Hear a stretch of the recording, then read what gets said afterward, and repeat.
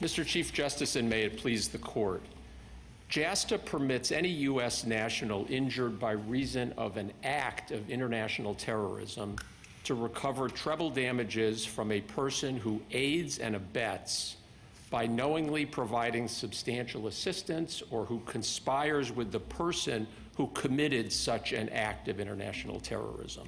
The foundational points here are not in dispute.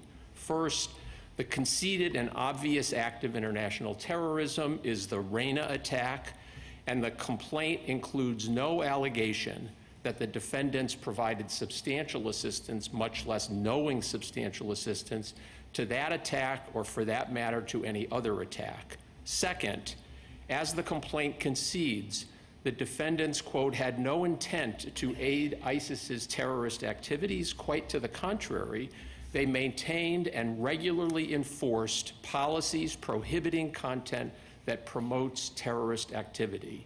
The plaintiffs claim that because defendants were generally aware that among their billions of users were ISIS adherents who violated their policies, and therefore defendants should have done more to enforce those policies, does not constitute aiding and abetting an act of international terrorism under the operative terms of the text, the constitutional principles articulated in Halberstam, or any recognized understanding of what it means to abet a criminal act. If Congress had wanted to impose treble damage liability for assisting a terrorist organization, it had a ready model in the Material Support Statute, Section 2339B. If it had wanted to create such liability for supporting international terrorism writ large, it likewise had a model in Section 2331.1.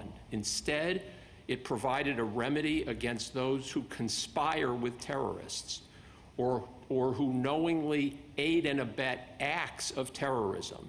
It did not impose treble damage liability on companies whose services were exploited by terrorists in contravention of the company's enforced anti-terrorism policies. I welcome the Court's questions. Mr. Waxman, it seems that you tie your analysis to knowledge of the Reyna attacks rather than just general knowledge of terrorism.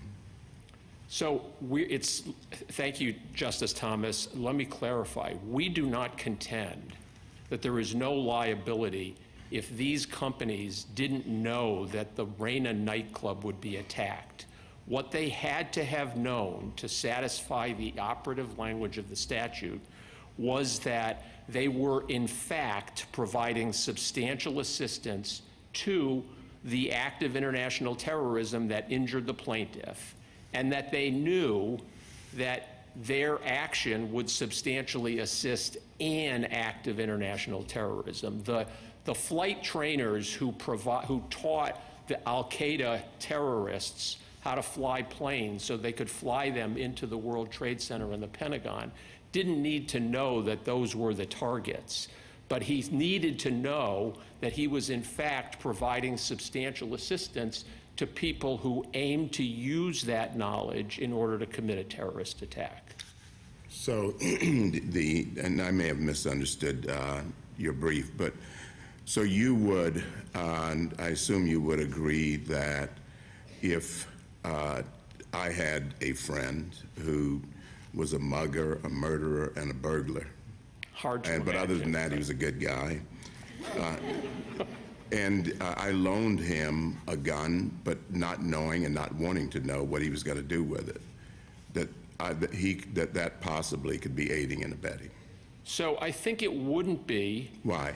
Because while it would satisfy steps 1 and 3 of the Halberstam legal framework that is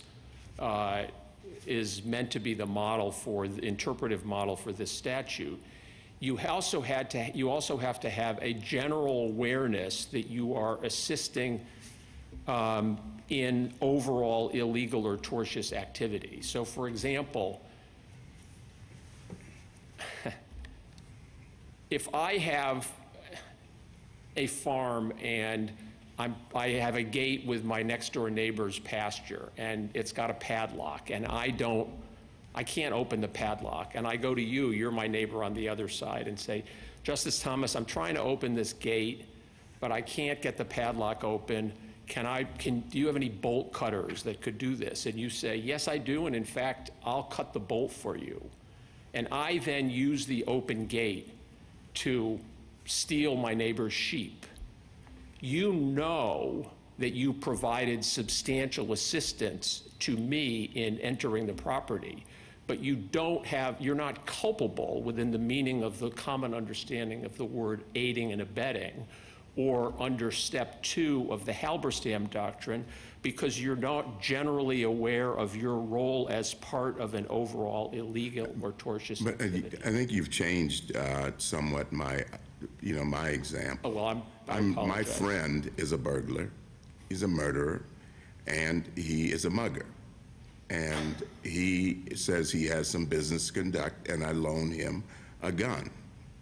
Now, that's quite different from opening the gate, because you can open the gate for quite a number of legal reasons and legitimate reasons. But if I know to moral certainty the kind of person my friend is, would I have to be more specific than that in order to be aiding and abetting his criminal conduct? So I think in that instance, you would ask the question under the operative language of the statute, did you knowingly provide substantial assistance? Assume that your friend then committed a crime with the gun. That would be substantial assistance in the commission of that crime. But whether you knew you were substantially assisting the crime would involve a determination under the circumstances whether it was fair as a matter of law to permit an inference that you knew that although your friend was otherwise a good guy, he was in fact going to use it to commit some crime.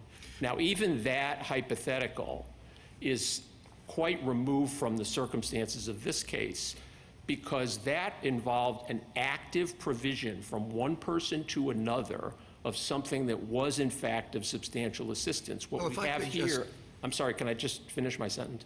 Okay. Okay. What we have here is an alleged failure to do more to ferret out violations of a clear and enforced policy against assisting or allowing any postings supporting terrorist organizations or activities. I'm sorry, Mr. Chief Justice. You gave a variety of considerations to take into account in response to Justice Thomas's hypothetical. But it seems to me that, given the facts, you ought to be able to give us a bottom line or not. Would that be covered by the statute or not? Well, in his hypothetical. Right. The facts he gave, the friend who he knew is committing all these crimes and all that, and he gave him a gun. Now, is that covered or not? It would be covered if the finder of fact concluded that under all the facts and circumstances, it was fair to infer that he knew that it was going to be used for this purpose. Well, I'm just trying to get you to answer. It seems a pretty direct case. Would it be fair to infer that he intended to use it for that purpose if the facts were as posed by Justice Thomas? And I don't think the facts posed by Justice Thomas, which are that on the one hand, he's a good guy, but on the other hand, he has engaged in criminal acts before, would be enough. I would tend to think that that would be sufficient for a finder of fact to infer knowledge that you were substantially assisting a crime. It probably would survive, it therefore would survive a motion to dismiss.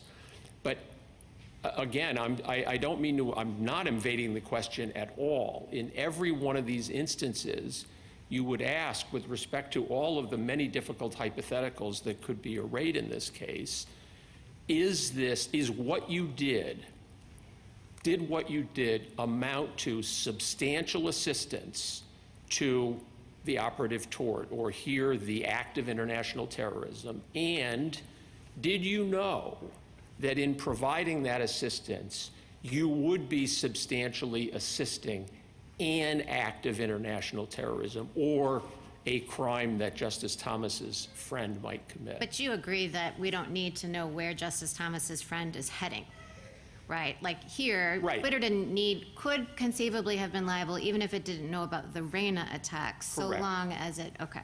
Correct. I mean, I guess I'm a little confused from your brief, because from your brief, I thought you needed a direct connection between the assistance given and the actual act. So I came away from your brief thinking that what you were arguing was that they had to provide something specifically for this bombing. They had to provide either the platform for the people to get together, or for the actual people doing the bombing to get together, or a text message, or something that tied them to the crime. Are you moving away from that? no, I apologize for any unclarity, and I appreciate the opportunity, therefore, to clarify it. You have to have known, well, number one, you have to have provided, the cause of action in this remedial statute derives from the act of international terrorism that injured the plaintiff.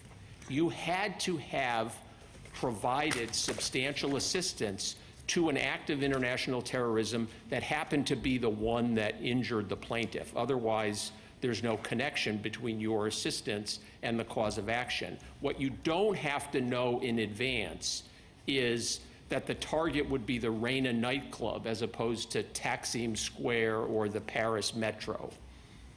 So I guess I'm a little bit confused, because as I read your brief, I remain confused, Mr. Waxman. You want a very direct tie between the form of assistance and the actual act. Am I correct? There must be, With or without knowledge that will be the act? yes, Okay. yes. So is there a difference between providing the gun or just providing money?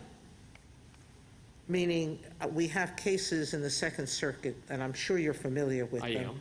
The Athley case and the Kaplan case, in which they didn't provide a platform or a gun, but they provided money to people, and the fair inference from the evidence in both cases, people they knew were using that money for terrorist acts. And both circuits in this case sustained the claims of action here. So why was the indirect assistance, fungible money, make those defendants liable, but you're not liable for providing a platform that you knew they were using to recruit people and to help arrange other terrorist acts, perhaps not this one, but you helped the enterprise? So, Just in the same way, in the case that just talks about Halberstam. In Halberstam, the woman didn't know which burglary, where. She didn't even know he was committing burglaries necessarily. She knew he was committing a property crime. She was just assisting his enterprise generally. So talk to me about what you're I hear a lot of questions, and I hope that I remember them all. Okay. If I haven't answered them all. Don't worry, I'll come back to you. Okay, thank you.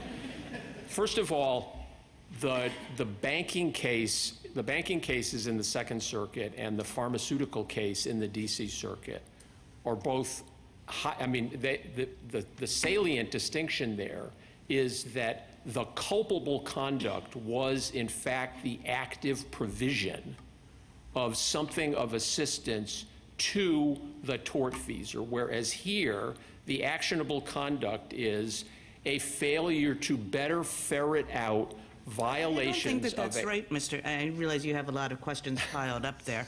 I do want them to come back to them, though. Can I the conduct is the provision of a platform by which to communicate with each other and other members of ISIS, and by which to recruit. So you can, say it's the failure to better police the platform, but it's the provision of a platform. The distinction that the cases make between action and inaction. And the plaintiffs in this case have repeatedly characterized the gravamen here as inaction, failure to do better to prevent more violations of an established policy. The distinction between... Maybe that's right. I'm going to rewrite their complaint for them. Okay. It's the provision of a platform. Okay, the distinction that all of the cases, the aiding and abetting cases, draw between action and inaction is culpability. And therefore, and what is alleged to be culpable in this case is not the provision to billions of users of a communications platform subject to established policies which are enforced. What's alleged to be culpable is that we knew from government reports and from newspaper reporting that there, notwithstanding whatever efforts we were making to enforce our policies, nonetheless, there were lots of terrorist organizations or terrorist adherents that were still doing it. That's the culpability, and that's why the restatement, for example, when it talks about, and I'm referring here to restatement third, the substantially assisting a wrongdoer means affirmatively helping with the commission of the tort. It does not mean, it means, quote, something more than routine professional services I feel guilty provided that to you're the not primary. answering Justice Sotomayor's questions, but I'm just going to pile on a little bit, if you'll forgive me. I think I have them in mind, and I will come back to them. The same thing could have been said about banking. It was, we just provided the same banking services to the terrorists as we did to everybody else. But in fact, the provision of that service materially supported, and the bank knew that it was going to materially support terrorist operations. So that may or may not be the case. The Second Circuit and the D.C. Circuit erred in, we think, notwithstanding the distinction that I'm having a hard time convincing you of, because they collapsed the mental state required under Step 2 and Step 3 of Halberstam. What they said is the pharmaceutical company was providing money and kickbacks to a known terrorist organization. It was generally aware that this was a terrorist organization. And that satisfies Step 3, which is the knowing provision of substantial assistance to an act of international terrorism. Likewise, the Second Circuit has said expressly that the only knowledge required to establish the requisite mental state for abetting a crime is general awareness of that you are aiding an enterprise. Now, the word enterprise, maybe I can shuffle back to or march back to Justice Sotomayor's question. You referred to the Halberstam's opinions discussion of the criminal enterprise and aiding and abetting the criminal enterprise. We are here, I have 3 points to make. One, we are here parsing the language of a statute. The word enterprise does not appear in the statute. The word that appears over and over and over again is the act of international terrorism that injured the plaintiff. Number two, the Congress in its findings said that it intended to import the legal framework set forth in a section of Halberstam conveniently called legal framework. Again, there is nothing in the legal framework set out there that talks about aiding and abetting or substantially assisting an enterprise.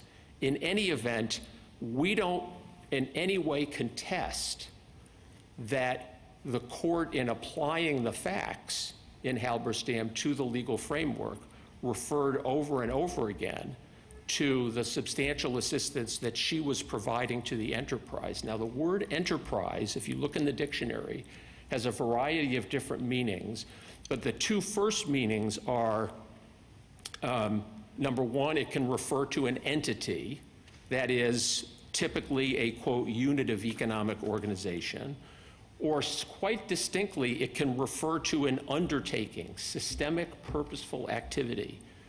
What Halberstam was using the term to do was to characterize a factual characterization of a series of property crimes in which it held that Bernard Welch and Linda Hamilton played, quote, symbiotic roles. It was not announcing a legal standard that encompasses a broad entity that provides general services to billions of people subject to an unequivocal enforced policy against terrorism. So even if I agree with you that you can establish substantial assistance to the principal tort by showing that there was a course of, a series of like acts of international terrorism or burglaries or property crimes in which the aider and abettor was, to quote the DC Circuit, a willing participant, and therefore aided and abetted the principal tort, which was the burglary of the Halberstam home. I don't have a problem with that. Thank you, Mr. Waxman. Justice Thomas, anything further? Justice Alito? A few questions. If this were a criminal case, I think it's clear that there would not be aiding and abetting liability. The element in our, and we've addressed aiding and abetting in criminal cases directly, and it requires the intention of causing the crime to be committed, and that's not alleged here. But we have to decide this case presumably under Halberstam, which has sort of a statutory status as a result of the preamble to this statute, and that makes it somewhat difficult. So the second, there's no dispute, I take it, that the first Halberstam factor is satisfied. Correct. Right? Okay. The second one, to me, is has very little meaning. Maybe you can explain how we can read some meaning into it. A defendant must be generally aware of his role as part of an illegal or tortious activity. Well, if Twitter knows that ISIS is a terrorist organization and ISIS members are communicating for the purpose of furthering their terrorist activity, then Twitter is aware of its role. The second factor doesn't even require that it be an important role, a major role. It's just a role. So what substance is there to that? So for purposes of this case, we're not disputing that the second step of Halberstam is satisfied. Okay, so then we go on to the third. Right. I'm sorry. No. I was going to say I could, in the fullness of time, which I appreciate the court may not permit me, I could make an argument about what it means to actually be playing a role. But let's move on. Where the rubber meets the road here is in what is step 3 of Halberstam, but more significantly, the operative language of the statute, which means that even if, of course, Twitter and Meta and Google, YouTube knew from all these reports that notwithstanding their efforts, there continued to be posted on their communication services messages, videos, whatever, that violated their policies.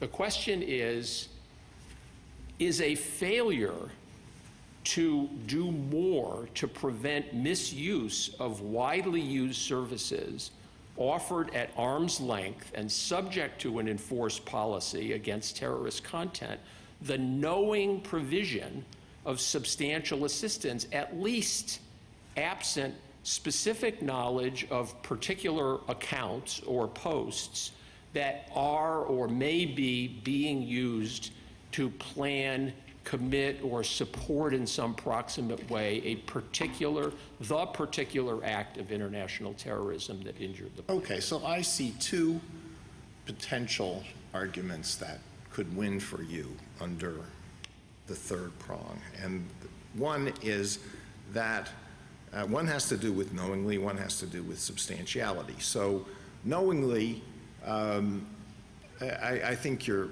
right to concede that it wasn't necessary. It's not necessary that they know that there's going to be an attack on the Reina nightclub. Wouldn't matter if it was a different nightclub. Would it matter if it was a bombing at some facility in Istanbul during a particular period of time when people would be present and people would be killed? But at a certain point, it becomes too attenuated to support aiding and abetting. So that's a line drawing problem. substantiality is also a line drawing problem. So what is substantial assistance? What's the difference between substantial and insubstantial assistance? So why aren't these fact questions? How can they be, were they properly decided on a motion to dismiss? We think that they are properly decided on a motion to dismiss. You know, all cases present fact questions. The question is whether the facts asserted, the facts, whether there are plausibly pled facts that would permit a trier of fact to conclude that what we have here amounted to aiding an international crime, aiding and abetting an international crime. And what we're saying is, Justice Alito, as a matter of law, a court should conclude, consistent with the teachings of the common law cases that Halberstam expressly used to extract its three-part framework, and that the restatement makes very, very clear that the failure to do more to remove content in the context of a service that is generally and widely provided to anybody who complies with the policies, the failure to do more, or even a lot more, to enforce those policies does not amount to the knowing provision of substantial assistance. Look, if the police chief in Istanbul came to Twitter and said, look, we've been following 3 accounts, and these people appear to be planning some sort of terrorist act. And Twitter basically said, you know, people do lots of things. We're not going to take these things down. We're not going to look into it. There we would have fairly assumed culpable knowledge that there were, in fact, accounts that they knew about that were assertedly, plausibly being used to do this. I mean, your original point, I think, is absolutely right. If this were a criminal case, obviously it requires specific intent. Right.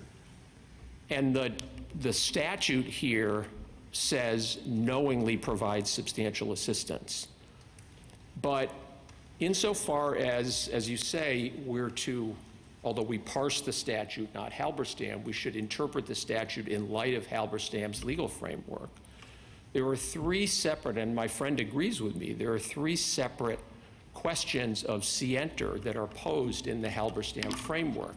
And together, you know, if you're generally aware that you're playing a role in illegal activity, and you know that you are providing substantial assistance to some act of international terrorism, and therefore you look at substantiality where scienter and intent, as it did in Halberstam, played a major role, I'm not sure there's a huge distinction between the level of intent that's required in this context, in which what's alleged is a broad provision of a commercial service and a failure to do anything.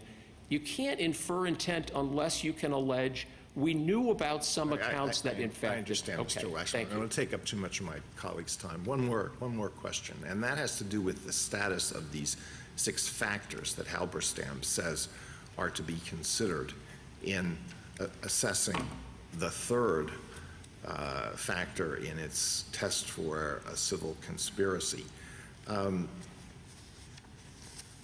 Do you think the Ninth Circuit went astray by regarding this as sort of a checklist? So, you know, it's checking how many of these boxes are checked, and if enough boxes are checked, then that means that the 3rd factor is satisfied, or is what is required the consideration of those insofar as they have a bearing on the 3rd factor?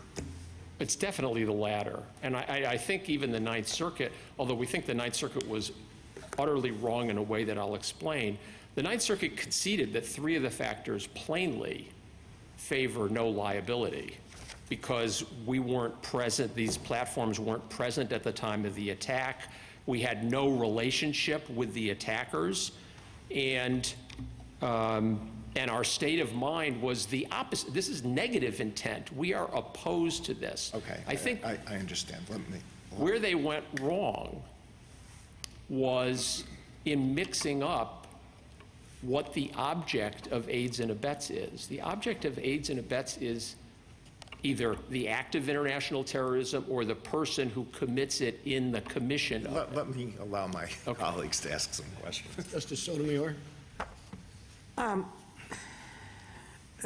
think, as often we do, that Justice Alito has touched on what I think is the center of the issue, which is, and you've conceded, is item number 3. Is the aid knowingly and substantial?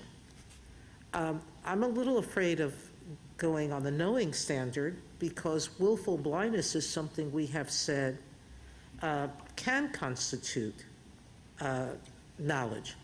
And their allegation is that there were similar names to the ones you took off the platform and that you did no work to find those similarly named entities and determine whether they were ISIS or not.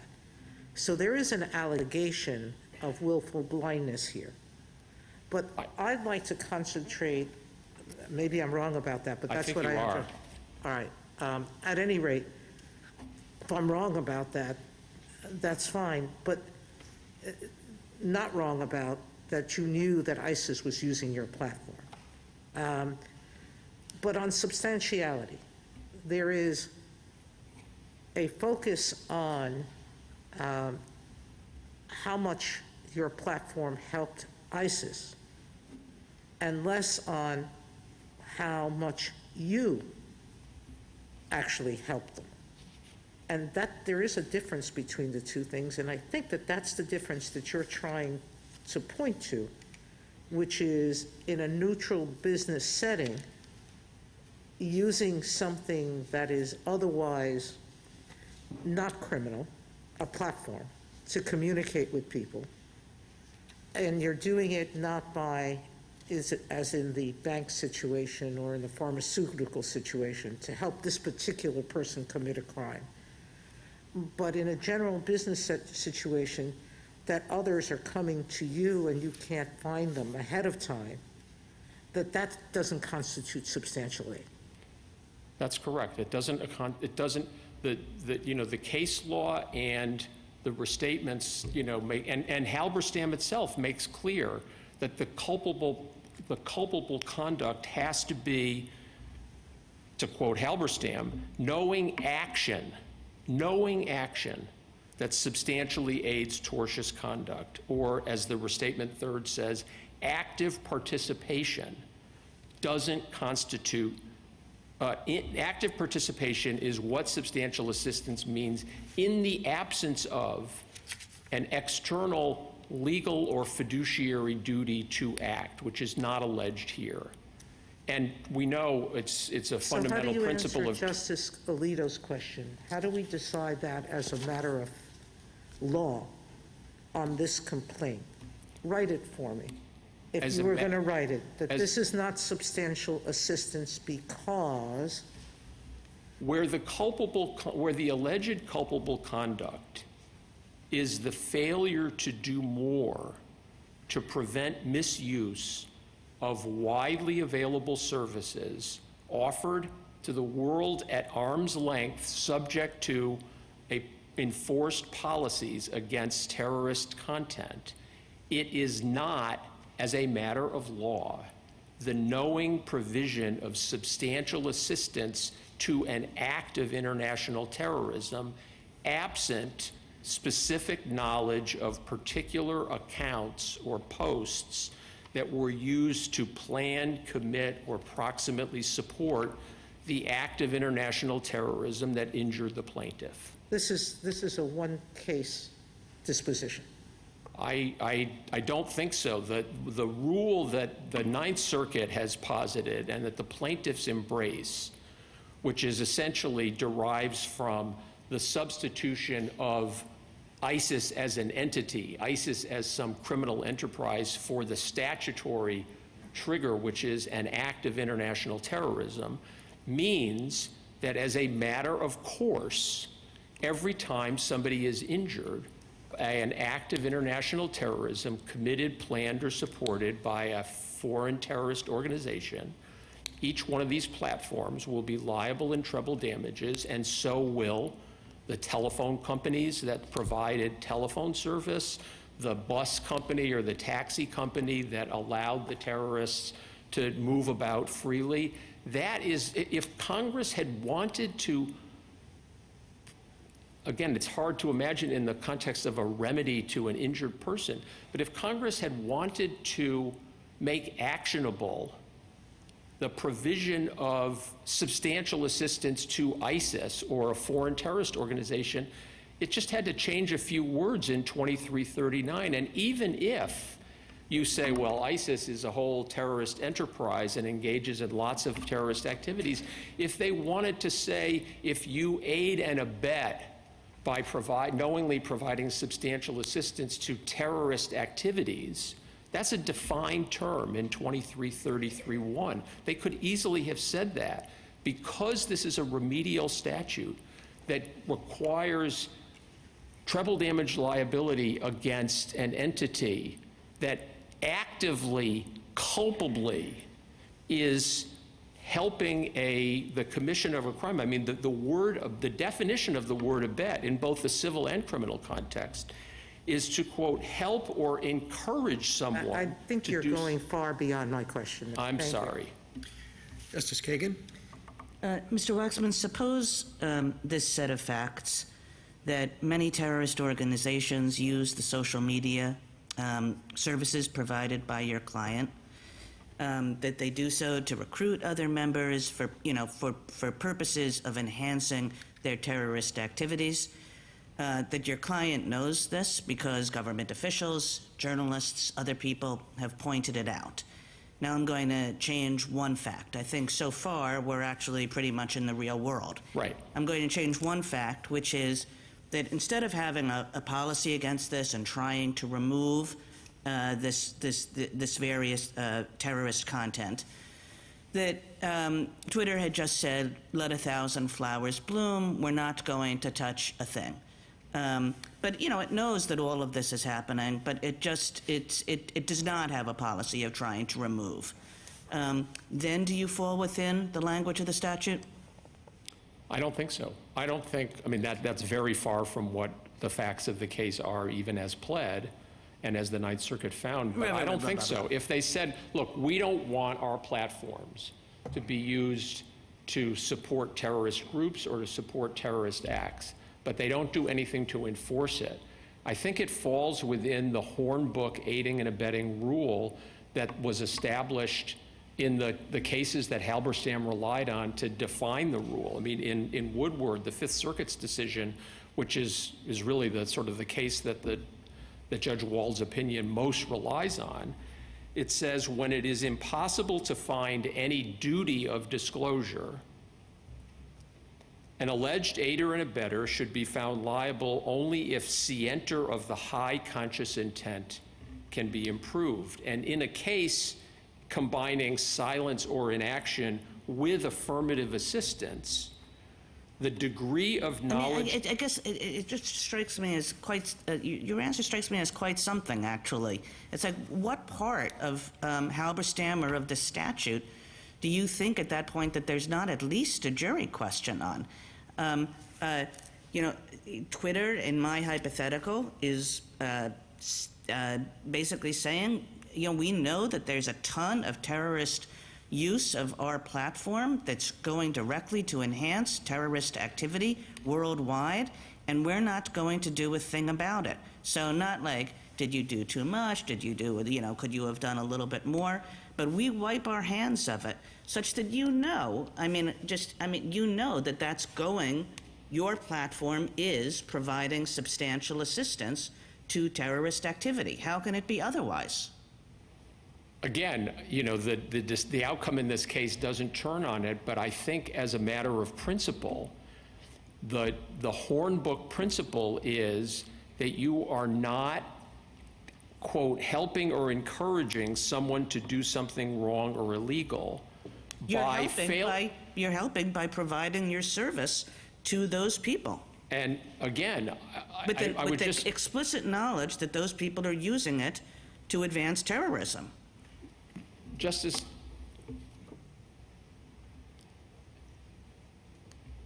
ISIS is an abhorrent institution, and it does sponsor acts of international terrorism. But not everything that ISIS does is terrorist activity within the defined meaning of that term, which is Well, I take crime. that point, and I think that that is the difference between the material support statute and this statute, that the material support statute is if I help Hamas build hospitals, I'm still liable under the material support statute. Correct. And I'm not liable under this. But I don't see how it is, given the set of facts that, you know, with the exception of one, are the facts of this case, which is a set of facts that's saying ISIS is using these for terrorist activities to advance terrorist goals. And if Twitter knew all of that and did nothing to it, how could Twitter be said not to have been knowingly providing substantial assistance? Knowingly providing substantial assistance to the act of international terrorism that injured the plaintiff. And I think the proposition Well, now you're is... going back to what I thought you dropped at the very beginning of this argument, which is they don't have to know No, that but- it's the Rain and Nightclub Act. But the plaintiff has to demonstrate that they provided substantial assistance in some proximate way, that their provision of a general service open to everybody, consistent with the policy which maybe they don't enforce at all, at arm's length to everybody in the world, does not amount to the knowing provision of it doesn't amount. If the plaintiff could say there were in fact posts and accounts that were used to plan this attack or approximately support this attack, that would be something. It wouldn't be enough unless we knew about it, because as the cases all establish, there has to be, quote, an affirmative help with the commission of the tort that forms the basis for the cause of action. Thank you. Justice Gorsuch? Mr. Waxman, I can't help but wonder whether some of the struggle you've had this morning with my colleagues about the scope of the aiding and abetting statute comes from your reading of the text and turning to 2333D2. As I understand it, you read the aiding and abetting clause as taking as its object the act of international terrorism rather than the person who committed the act. And that seems a pretty abstract way to read the statute. Aiding an action or an explosion or something like that in the world, it's very different than how we normally read aiding and abetting statutes, sort of the understand the common law, where you have to aid and abet a person.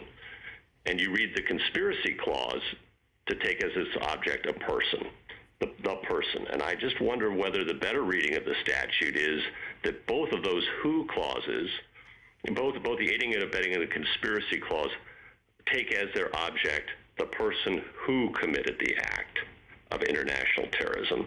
And I wonder why you haven't pressed that argument a little bit further, because it seems to me it helps you. The plaintiff would have to plead and prove that the defendant helped, aided and abetted, or conspired with a person who committed an act of international terrorism. And the Dictionary Act defines persons as real persons and juridical entities, not an explosion or some other action in the world. And here the complaint alleges 3 people involved in the attack and doesn't link up your conduct, your client's conduct, necessarily in any very clear way to those 3 persons.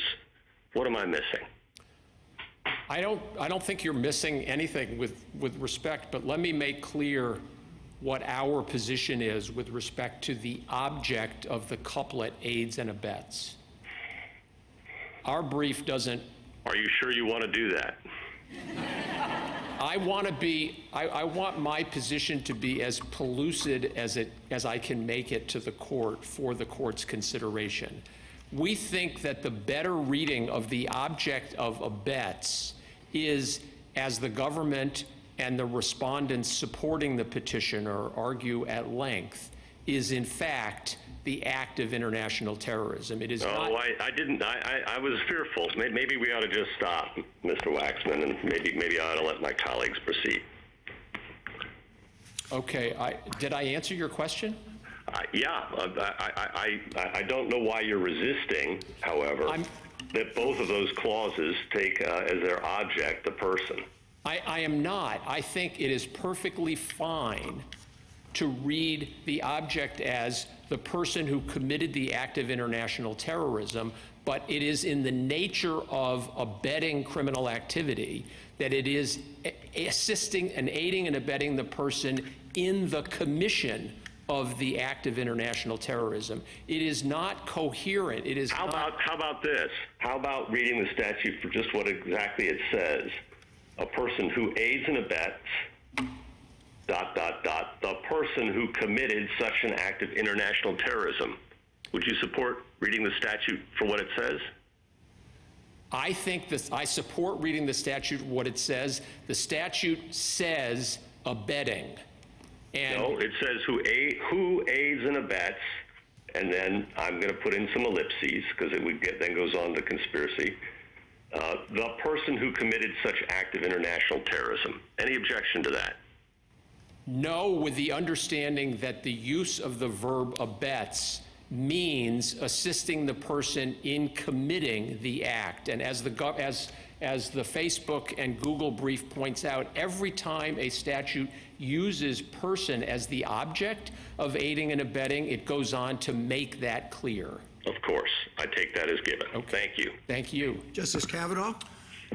Just want to make sure I understand your position. So I think you're trying to translate the elusive words of the statute into some kind of general rule, and I just want to make sure I have the general rule or general principle that you're trying to articulate down, which I think is that when there's a legitimate business that provides services on a widely available basis in an arm's length manner, it's not going to be liable under this statute, even if it knows bad people use its services for bad things. Correct, unless it knows of specific, in this case, it would be accounts or posts that are in fact being used to plan or commit a terrorist act, including an attack like the one that injured the plaintiff. That is, there has to be particular knowledge in that context. Mm-hmm. That's our rule. Thank you. Justice Barrett?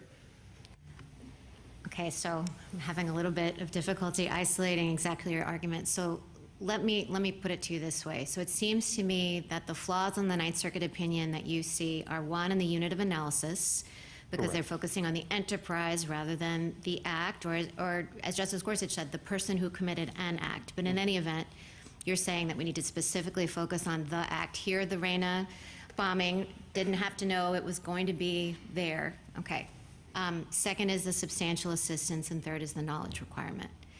So I just want to make sure I understand the difference between aiding the enterprise writ large and aiding in an act, because you've said in response to a few of my colleagues, including just now Justice Kavanaugh, that if you know bad people are using the platform and you don't do anything about it, and I'm pressing you now on what you said about specific knowledge of the specific accounts, I guess. Why, if you know ISIS is using it, you know ISIS is going to be doing bad things, you know ISIS is going to be committing acts of terrorism. So what work does training your focus on the specific act do in that case? Because aiding ISIS is aiding the commission of particular acts in the future. How specific must the knowledge be? There must be a range between aiding the enterprise and knowing the time, date, and location of the particular act, right? So I'm not resisting, as a categorical matter, the use of the word, and Halberstam's use of the word enterprise. My position is that where the court below erred was in substituting as the object of whereas the statute clearly said the object is either the act of international terrorism that you're abetting or the person who committed that act you abetted that person in committing the act. Halberstam points out that, look, if you have a situation in which, you have a partner, you have a symbiotic relationship with a partner in which every week there's a property crime, and he brings home the jewels and you smelt it down and, and sell it, that you can be deemed to have knowingly provided substantial assistance to the act where ultimately he gets caught, the Halberstam burglary. The fact that you were part of this series of discrete acts establishes step 3 of Halberstam. That's very different from basically saying that all you have to do is aid and abet ISIS generally. And the clarity with which the Ninth Circuit made that error is actually revealed. I don't have the page number, but it's in the discussion of the facts of Gonzalez before it gets to Taamneh. The Ninth Circuit says, quote, the parties dispute whether the relevant, quote, principal violation is ISIS's broader campaign of terrorism or the Paris attacks. It chooses the former and therefore says anything that ISIS does, that you assist anything that ISIS does, is assisting an act of international terrorism. Okay, so Now, it's a level of generality. You were kind of going back and forth with Justice Kagan about the same issue. It's a level of generality. You might know, I guess I'm trying to figure out if the Ninth Circuit's error matters. Because you might know that you're aiding ISIS, and as I said, aiding ISIS is going to result in aiding some terrorist attacks. But you're saying that the plaintiff would have to allege facts sufficient to show that Twitter was being used to plan this attack. I'm putting aside right now the knowledge and substantial assistance part, but that's the level of inquiry. the plaintiff has to plausibly allege that substantial assistance was provided to the act of international terrorism that injured the plaintiff in the case. So that these particular terrorists were communicating via Twitter for the Reina attack. Putting aside what Twitter knew about it, would need to be looking at tweets or accounts going back and forth to share the details or recruit people to help participate in this bombing. No, I mean, Twitter would have to know there are accounts. We know I'm of not these. Are talking about Twitter's knowledge. I'm just talking about the unit of analysis. Okay, the unit of analysis is that there are allegations in a complaint that there were Twitter accounts or Twitter posts that in fact substantially assisted this terrorist Bombing. attack. So not the general recruiting. Not general recruiting. All right, I think I understand you. And on substantial assistance, you kind of conceded to Justice Kagan in her hypothetical that it would be substantial assistance if Twitter knew that these accounts were being used and didn't do anything to take them down. Yes, the particular account. So that would be, because I'm just wondering what the test for substantial assistance is, right? I mean, there's a lot that goes into presumably pulling off a terrorist attack. So is providing the means of communication, you concede that would be substantial assistance? I mean, again, it would depend on what it turned out was going on in those accounts that Twitter actually knew about. And if Twitter knows about, and this goes to Justice Sotomayor's question about willful blindness. If in my hypothetical, the Turkish police, the Istanbul police come and say, there are 10 accounts, 10 Twitter accounts that appear to be involved in planning some sort of terrorist attack here, and Twitter basically says, not our problem. That is the level of knowledge. And if But that's in fact, knowledge. I was asking you about substantial assistance. I see. If what was in those posts in fact were the planning and preparation and commission of the attack that happened to occur at the Reina nightclub, that would be substantial assistance. Okay, so to clarify, you're not saying that merely using the platform is enough, but it would depend on how significant the communications on the platform were to the attack? Correct. Okay, and last question, what daylight, if any, do you see between your position and the government's position? Very little, I think what the government says, I mean, with respect to the relevant object, we agree. It's the act of international terrorism, not ISIS generally. With respect to knowledge, I think they also agree. The particularity in a context in which there's this remote general arm's length provision of services. If we disagree, it's on how one calculates, I guess, or characterizes substantiality. The government says that there has to be a substantial causal link between the assistance provided and the act that occurred. And in principle, I don't disagree with that.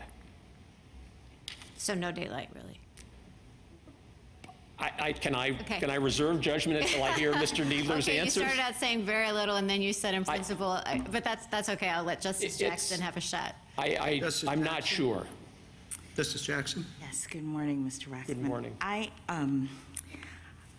I had thought that knowledge and substantial assistance were two different elements or two different criteria. Am I right that that's the case or no? I think you are. You're looking, go ahead. Yes, you are right. What the operative text says that aiding and abetting by knowingly providing substantial assistance. All right, so we have two different things. There are two elements, but then your statement of the rule that you explored with Justice Kavanaugh seemed to have them both working in a way that I was confused about. So let me, I can see how it's confusing. So what's alleged to be your culpable conduct has to have, in fact, substantially assisted the act of international terrorism that injured the plaintiff. Independent of your knowledge, it has to have actually substantially. It has to have done that, but the statute goes further and says that you have to knowingly provide that assistance, which we think must mean that you must know, A, that you're providing assistance, and know that the assistance you're providing is substantial. But let me ask you, does it have to run to the particular act? Because at the very beginning in your conversations with, I think, Justice Sotomayor, we were trying to get to this point of understanding your view that the particular tortious act is what we're focusing on, not just general assistance to the terrorist organization. I get that. But if we're looking at the particular act, then you said at one point that you can have general awareness that you're assisting the particular act. And I don't really understand what that means. I misspoke if I said that. Okay. So I think I was trying to explain that under step 2 of the Halberstam framework, you have to, quote, be generally aware of your role as part of the overall illegal tortious activity at the time you provide the assistance. And you conceded that in this case? I conceded for purposes of this case that that's established, that's fairly pled in the complaint. So then what's the knowledge that's working at step 3? Right. You have to know that you are providing substantial assistance to an act of international terrorism and an act of international terrorism that happened to be a terrorist attack that injured the plaintiff. But it doesn't have to be the Reyna attack. You just have to know that you're assisting ISIS, that ISIS participates in. It's not just there's a wide gulf between knowing that the location of the attack will be the Reyna nightclub and knowing that you're somehow generally assisting ISIS in some Yes, and it's the gulf I'm trying to explore. So Right. I want to chart it. What do you have to know in 3 that is sufficient under your view? Yes, you have to know that you, in fact, I'm sorry, what did you have to know? In step 3, when you say, we've disposed of 2, which is the general knowledge of your role. You know you have a platform and people are using it, and some of those people are bad people. Got it. 3, you say home in on the act. It has to be act of terrorism, and I guess I'm just trying, that you substantially assist in Correct. that. Right. But then what's knowing doing there? You have to know that your action would substantially assist an act of international terrorism. That's the independent work that that you knowingly provide substantial assistance does. So they don't have to allege, or they do have to allege, that you knew something about the fact that this group was going to do an act of international terrorism that turned into the Reyna attack. That is exactly what they have to plausibly allege and ultimately prove not only that our actions substantially assisted the Reyna attack, but that we knew that we were providing substantial assistance to some act of international terrorism. But not enough to know that you're providing substantial assistance to a group that does this kind of thing. Of course not. I don't know that I see that clearly, the distinction, but let me ask you just a quick question about Halberstam. So I guess I'm a little concerned about framing this as the defendant is offering generally available services. What if in Halberstam itself, instead of Linda Hamilton providing bookkeeping services, we had an accounting firm, and their usual course of business was to provide the bookkeeping services. They did exactly what she did with exactly the same level of knowledge, in the sense that they knew that these were pretty, they knew this guy didn't have a job. And suddenly he was showing up with, thousands of dollars in jewels and whatnot, and asking them for bookkeeping services. Are they on the hook or not? I think they probably would be on the hook. I mean, it's different than Hamilton, where she had no other job. She didn't do anything other than have this symbiotic criminal relationship. But if you had an accounting firm that somebody comes and basically says, I'd like you to help me with the following. I'd like you to help me, smelt down jewelry, and then No, they're sell doing it. their usual bookkeeping services. They have a lot of clients. They have very, well-to-do, regular clients who do have jobs and are bringing them money. And then they have this guy who starts coming and saying, please, I'd like to do bookkeeping. And they're a little suspicious, but they don't do anything other than the regular bookkeeping services that they ordinarily would provide to their other clients. I mean, if the circumstances of the services that's being requested and that they provided would not permit a fair inference that they were, quote, generally aware of the role they were playing as part of overall illegal or tortious activity, they wouldn't be liable for aiding and abetting. I do want to just... Thank you. You can finish your sentence. Sadly, I'm afraid I did finish my sentence. Thank you. Thank you. Mr. Needler?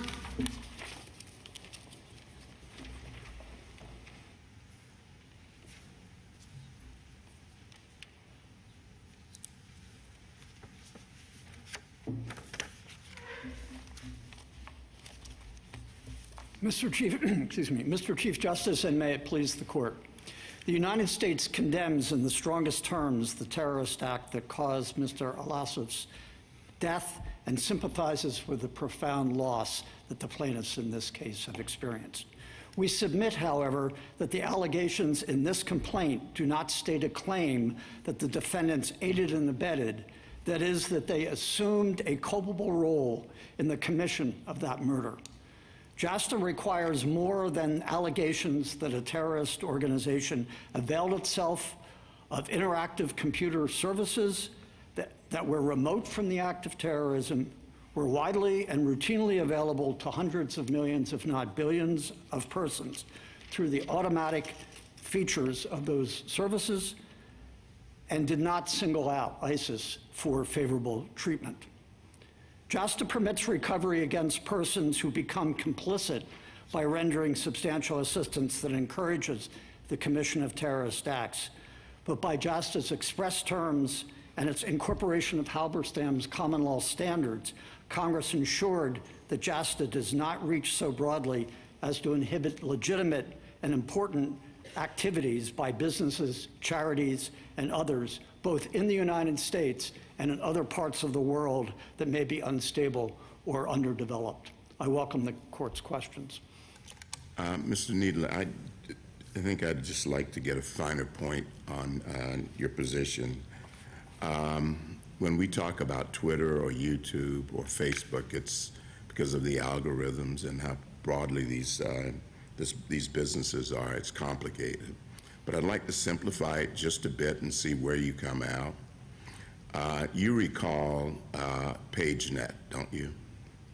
When pagers were ubiquitous? Yes. I don't recall PageNet, but Okay, well, I'm let's not just, an expert in. Well, yeah, well, just pagers were ubiquitous at one point, Right. right? And let's assume that, as with certain criminal elements who used pagers back then, you had terrorists who had an affinity for these. And that the PageNet, let's assume there was a company, PageNet, understood that they used their services, as did doctors, as did other people, business people. Would that constitute aiding and abetting if they did nothing and permitted them to use it and engage in terrorist activity? By application of the Halberstam standards, Yes. that may be unclear, but I think it would probably not be substantial assistance or knowing substantial assistance. Okay, so if you would just parse that for me. Right. You know they're using it, and you know it's probably central to what they're doing. So where does it fail, the Halberstam test?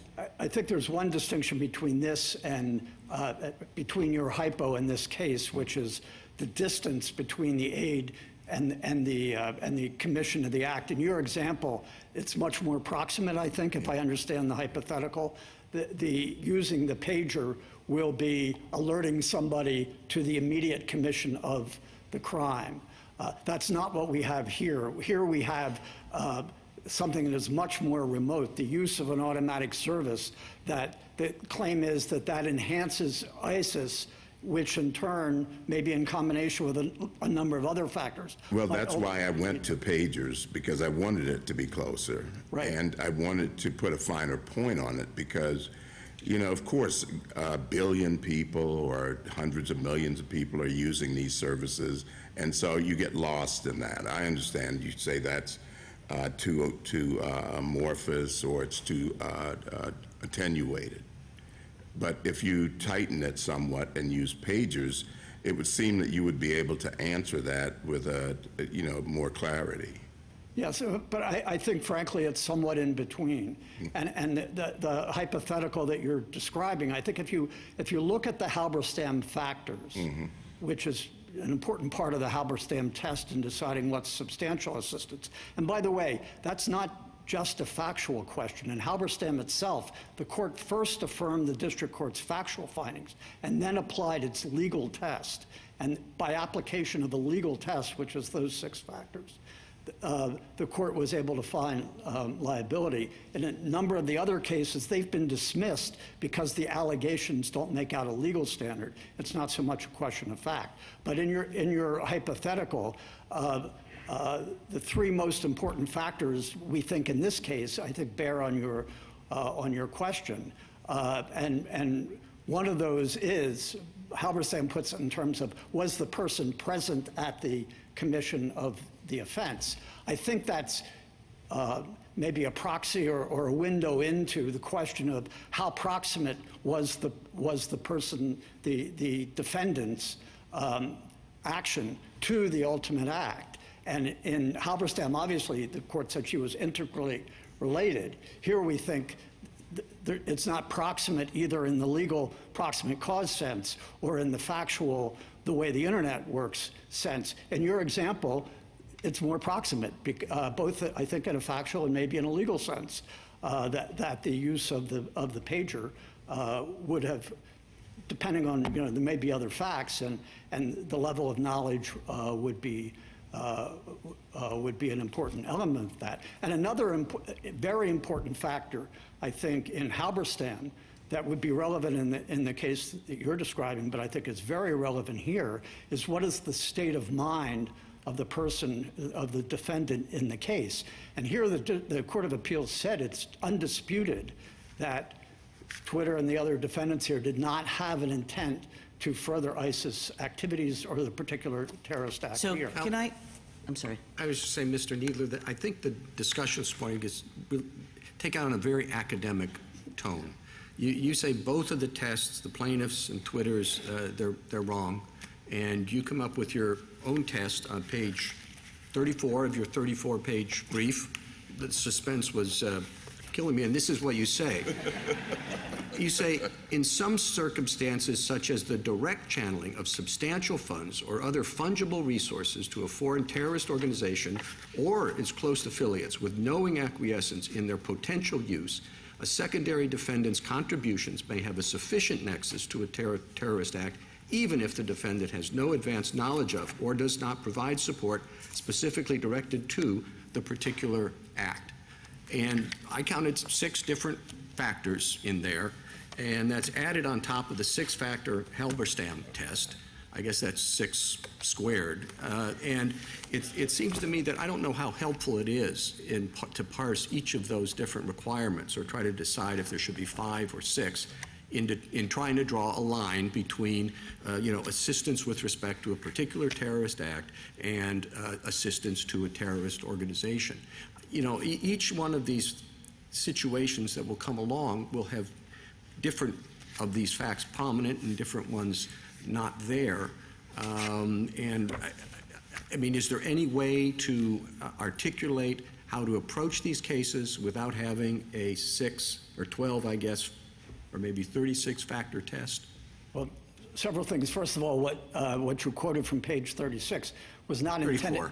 34, sorry, was not intended to be a legal test. It was an example of what might make out a case of knowing substantial assistance under the Halberstam test. But I think because of the express incorporation of Halberstam into the act, it is necessary to look to Halberstam. And Halberstam did not come out of nowhere. It was based on the restatement of torts. And in other circumstances, this court has held that Congress should not be understood to displace the common law. Here it incorporated the common law as set forth in the restatement of torts, which Halberstam relied upon, and then Congress incorporated it. And the 6 factors are really guides or guideposts to getting at whether what the defendant's conduct was, is it culpable enough? And you can't come up with a test that will answer every case, and that's why Halberstam looked to factors. But each factor, I mean, substantial assistance. Okay.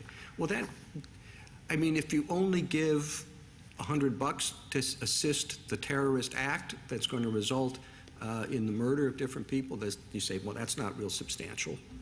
Well, but if you give 10,000, it is. That seems like a very odd factor. Well, I think it's not so odd if you think about the different ways in which it might arise. If somebody is about to commit a terrorist act and you know it, and the terrorist said, could you give me $10 to buy a knife? And you give him the $10 and he commits the terrorist act with that knife, I think that would count as substantial assistance, both because it was an essential element in allowing the act to occur. Okay, if you gave $100 to ISIS just wrote a check. No, with respect to the act. Oh, with anything that is specifically with respect to the act. I think your example, the $100, in any way that says, I'm writing this check to commit this particular terrorist act, that would count. So it's not just the amount that is a factor, but the amount matters in terms of the overall context or what the defendant is. I think I have your point. Mr. Needler, let's say a known terrorist walks into a bank and avails himself, opens up an account, avails himself of various banking services. The bank knows who this person is. The bank knows that terrorists need banking services to conduct their terrorist activities. The bank provides him with those banking services. They provide 100 other clients who are not terrorists with the same banking services, but they provide this known terrorist with these banking services that are very important to its terrorist activities. can you go after that person under this statute? I think you probably could, but when you say known terrorist, I'm not, if it's just somebody who is affiliated with ISIS, you might have the proximate Yeah, no, this is connection, like but- Osama bin Laden. Yeah, so somebody who is a leader or somebody who you know has committed or is about to commit a terrorist act. Okay. Yes, I think you can. And Because I would be shocked if the government gave that one away, right? Right, no, and I think that's and really all this court needs to decide in this Well, case but I is- guess what I'm trying to focus on is like, what's the difference? You know, I mean, we're used to thinking about banks as providing very important services to terrorists. Maybe we're not so used to, but it seems to be true that various kinds of social media platforms also provide very important services to terrorists. And if you know that you're providing a very important service to terrorists, why aren't you providing substantial assistance and just doing it knowingly? What's the difference between the banking case and this case? I think there is a very large difference in terms of the nature of the interaction. And again, one of the Halberstam factors is what is the relationship between the defendant and the person who committed the act.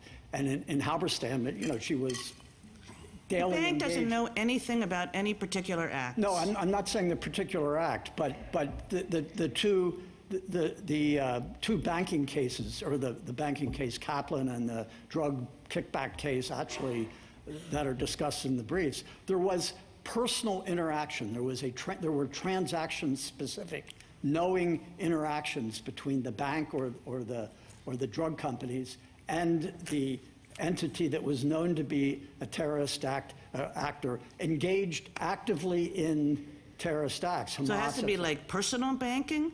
I mean, suppose the banking were less personal than that. But, you know, they were providing, you know, very important financial services to a terrorist organization. But the substantial assistance, again, is partly a question. I mean, it goes to the ultimate question of culpability and proximate causation. And the ultimate issue is society prepared to hold the person alleged to be an aider and abettor culpable essentially equally with the person who committed Mr. it? Kneedler,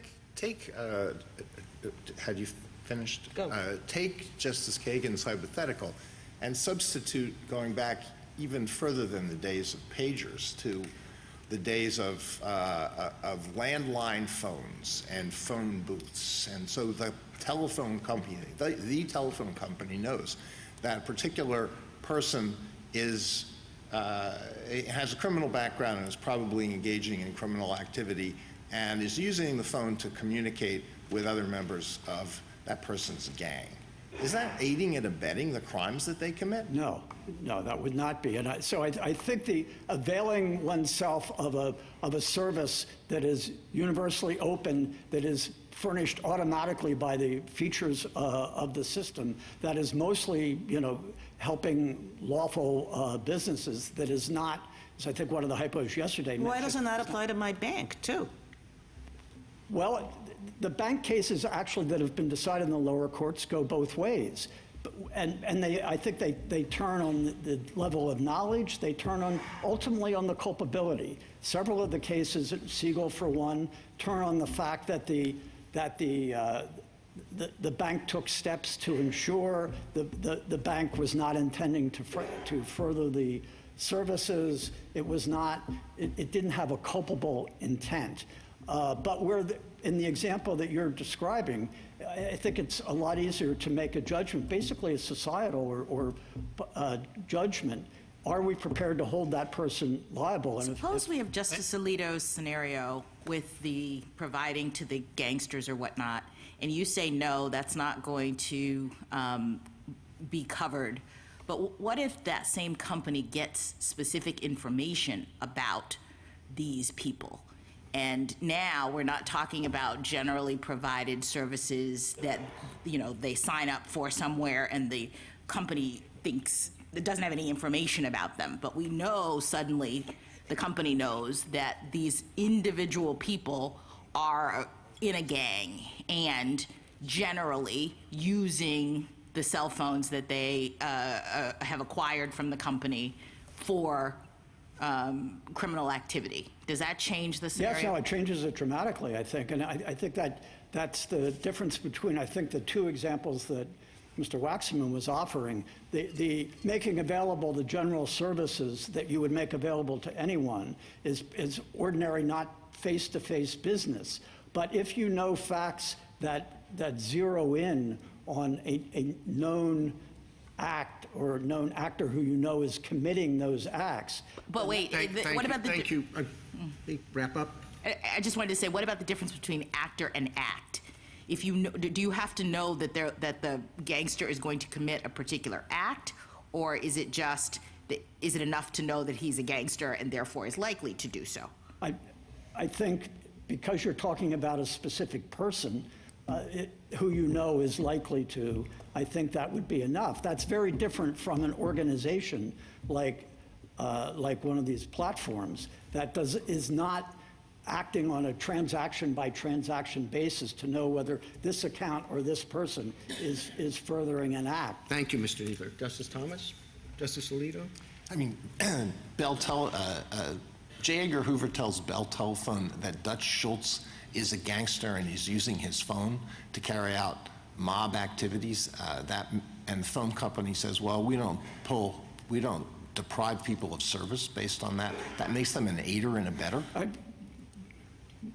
Perhaps not, probably not. I mean, it depends, but wow, that's a perhaps. No. I think that even with that knowledge, the Halberstam factors require an intent or to move the problem is Halberstam, and we're stuck with Halberstam because those three factors are met in my telephone example, or they're arguably met in the telephone example. Are they not? Perhaps, but again, it's a judgment call. It's the nature of the act, the nature of the defendant's contribution. So I don't think the hypotheticals lend themselves to one basic rule. It's a judgment call as to whether the defendant is culpable, has become complicit in the way a conspirator would. I mean, this statute equates or puts on pairs together conspiracy and aiding and abetting, requiring, again, some culpable becoming a willing participant in the act. And here, the furnishing of services is a general matter, which is all the court needs to decide in this case. We do not think rises to that level. Would it be consistent with Halberstam to read knowingly to mean, oh, just a shade short of purposefully? That would give some substance to this. Yeah, again, I think there is some overlap between the knowing and the substantial. For example, you may know as a general matter that ISIS-affiliated persons are using your system, but you may not know by how much, you may not know for how long, you may not know which accounts, and so it's very generalized information. And that assistance with the idea that it might encourage recruiting is far removed from a specific act of terrorism. Thank you. Justice Sotomayor? Would you answer the question that Justice Barrett placed to Mr. Waxman, which is, what's the daylight between you and the petitioners? And how would you write the bottom line of this opinion? They're not liable because? On the first, I think one place where we might have a difference is to use the Atchley and Kaplan examples, not necessarily saying whether those were right or wrong, but the general proposition is those were banks or companies engaged in interpersonal direct communications with the client. They had knowledge that the client was either a front for or closely aligned with Hamas, I think it was Hamas in both cases, that was actively committing terrorist acts, including against Americans, in the proximate area. And so there's a degree of culpability there. Because they were doing something outside the ordinary course of business. Yes, Okay, so that's they bent the rules, which there's no allegation here that these defendants treated ISIS content any differently than they did anything else in their usual course of business. We think that's a critical fact. And but what does that go to? Knowledge or substantiality? And so, to which factor does it go to? I think it goes somewhat to both, but I think it's really substantiality. And I think that's an objective test, and frankly, I think that would be a useful way for the court to think about it here in terms of being able for courts to be able to dismiss these cases at the outset without having to go through extensive discovery that would require analysis of all the accounts and everything over a period of time, because I think it's a judgment that a company engaged in this sort of activity, which is overall very helpful to society, should not be held responsible, culpable, a willing participant. Unless what? Write the bottom line for me. Okay, I go as far as you go, but so what does substantiality mean or not mean? In the case of the internet service providers, we think it means that they are not, the regular course of business, as alleged here, does not constitute knowing substantial assistance. The situation in which it might is if specific accounts are called to the defendant's attention, that's saying this account is about to be used for to facilitate the commission of an account. What do I deal with? We know what ISIS does. I think if I read the complaint or something, they even know that ISIS has certain accounts, but they haven't taken off all the ISIS accounts. No? Mr. Waxman is... Well, no, I can ask the others. The Court of Appeals stated that on page 63A and 64, where we think it addressed the most important factors that that the defendants regularly take down the accounts, but at least when they're called to their attention. Now, they may have missed some, but that's inherent in a system that services hundreds of millions of customers. So in this case, it would require something more specific about a particular act because of the nature of the services they're offering. That doesn't mean in every case, like in the Ashley case or the bank cases, that the bank has to know the specific act because they were aware of proximate activity. Is it fair for me to summarize in the way that Justice Alito did, that substantiality, in your view, has to have some purpose to it? The state of mind instead of knowledge, purpose. The state of mind is one of the factors, and the state of mind is how it does not require specific intent, which, as Justice Alito pointed out, is required. But what is required in the criminal context, what is required in the civil context, is encouragement, something that the defendant knowingly does, encourages in a meaningful way, because proximate cause is about deciding how far responsibility should go. And the statute, and I think we are concerned about not extending it so far that legitimate business activities could be inhibited. The banks, for example, in underdeveloped parts of the world, and charities that may depend on those banks, concerns about how they may pull back as a result of legitimate businesses. So that is a concern that should enter into the analysis, including here the type of the service and how remote that service is from the commission of any particular act. Thank you. Sotomayor. Justice Kagan. Mr. Nieder, a few times in talking about differences among hypothetical cases and real cases, you said this is really a societal judgment about who counts as complicit, who counts as culpable, and that seems right to me. But it seems to suggest that this should be a jury question, shouldn't it? No, I think there's a big difference. Juries decide facts. The law decides what consequences to attach to the facts that are found or alleged. And we think this is essentially a question of law. Now, to be sure, it's a question of law that turns on looking at the particular factors in Halberstam, but that's exactly what Halberstam itself did.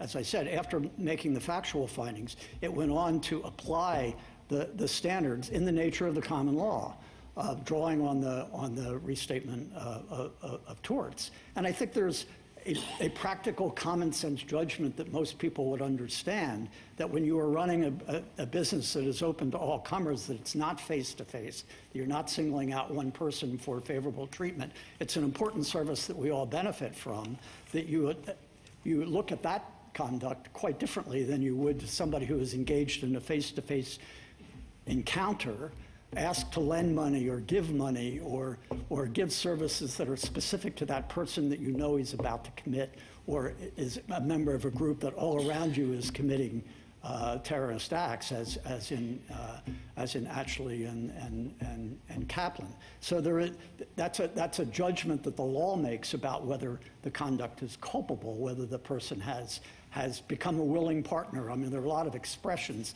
trying to get at the question of whether the person is sufficiently complicit in the actual murder. Justice Gorsuch? Mr. Kneedler, I appreciate that Congress approved the Halberstam decision, but do we really have to wade through its three elements, where the third element has two prongs and the second prong is made up of 6 factors, some of which you tell us don't apparently count for very much? Is there some way to cut through that kudzu and decide this case on the statutory terms? Please say yes. Yes, there is, and I think that you can look at the overall context of this statute. JASTA was passed largely almost entirely in response to decisions that came out of the Second Circuit concerning responsibility for the 9/11 attacks, and specifically where plaintiffs were trying to hold responsible the Saudi government, Saudi officials, Saudi charities, but the courts had said no, there's no personal jurisdiction over some of them. The Saudi state wasn't liable or couldn't be sued under the Foreign Sovereign Immunities Act because of limitations on the Foreign Sovereign Immunities Act. Mr. Kneedler, I'm sorry to interrupt, but I was hoping for an answer having something to do with the statutory text. And let me just again offer one possibility, that the two clauses, the two who clauses in the statute might modify the person who committed such an act rather than the act itself, an event in the world. And it seems to me that that's a pretty important limitation on aiding and abetting liability and conspiracy liability, both secondary forms of liability in our law generally, that you have to aid an actual person. It's not just a pedantic point. It has to do with the idea that you're singling somebody out, and that is different than just doing your business normally, and that does help limit the scope of the act. But what am I missing? Well, I think that the act, in our view, overall, does not require that the assistance be zeroed in on the individual who committed the act. I mean, liability may be asserted against any...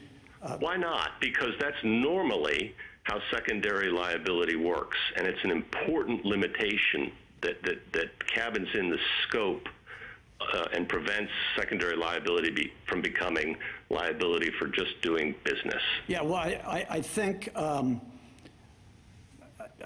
the sense that you had is correct, in the sense that an act is actually committed by a human being, a natural person, or at least in most instances. Or a corporate person. The Dictionary Act, which defines person, includes those kinds of juridical entities. Yes, no. And we have two who clauses: who aids and abets, or who conspires. And the language then says with the person. Right. So the point I was about to make was that even if you regard the person as the individual, if in this case, for example, ISIS would commit the terrorist act through the act of an individual. So right. I'm not sure the distinction is. And here the point would be that, the defendant, Twitter, was Facebook, Google, whatever, was doing its business, but there are very few points in this complaint that allege that they aided the persons who actually engaged in the terrorist act. I mean, with all, we all appreciate how horrible the attack was, but there's very little linking the defendants in this complaint to those persons. Yes, but I agree with that, and but I think that also means there's very little, next to nothing, that links it with the act that the person committed. So well, in a very abstract way in the world, everything's connected to everything else, and what the defendant did may have, in some abstract way, helped advance ISIS, and ISIS helped conduct the attack, and so. In a world in which we're all, and everything is interconnected, all acts touch on one another, there's some butterfly effect anywhere. But what helps limit secondary liability, one thing that helps limit secondary liability is that you're intentionally or knowingly, in this case, helping a person do something in the world. I think that's right. I think that's right. I think that principle. Perhaps we should stop there. Well, yes. Justice Kavanaugh. I just want to make sure I understand how you think this is different from a material support statute. So if you have a communications business or a financial business or a food business or a travel business and you serve lots of customers, but you knowingly provide your services to a terrorist organization that you know is a terrorist organization. Yes, that would be criminal liability. That's a very important distinction. Is that liability under this? Not under. I mean, again, I would. You know, I just want. Maybe want to know more, but that's what we have. What we have is, you know, they're terrorists. Picking up on Justice Kagan's hypothetical, you provide services, communications, food, travel to lots of people, and this one comes in. You know, I know this person is a terrorist, but I'm going to provide the same service, no favorable treatment, the same service to that person as to everyone else. Congress has passed statutes to get that kind of situation. The question is this statute getting at that situation? I think ordinarily not, but. And why not? Because it's the phrase act, right? It's the phrase act. Or the word act. It's the word act, but it's also application of the, frankly, common sense factors or way of looking at it in Halberstam. It has to be substantial assistance to the act. Now, why is your answer to Justice Kagan's hypothetical that may be liability in that case? Is it because you could prove some suspicion that that terrorist was going to commit a particular act? Yeah, if you don't have that, then I don't understand your answer. No, I took that to be, maybe I misunderstood. I took that to be an important part of the of her question when I said, do you have an awareness or knowledge that that person has committed or is about to commit or something? Well, so you know they're a terrorist, though, and let's go back to what I said. You know they're a terrorist. So by that, they're a member of ISIS. They've been involved in past activities. But you're like, well, I'm still going to give them food. Well, I'm still going to sell a phone.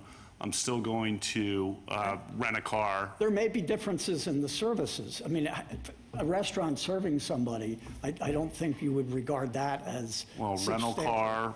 Well, if he says, I need a car to get to the airport quick so that I can get to Istanbul. I mean, that's, well, okay.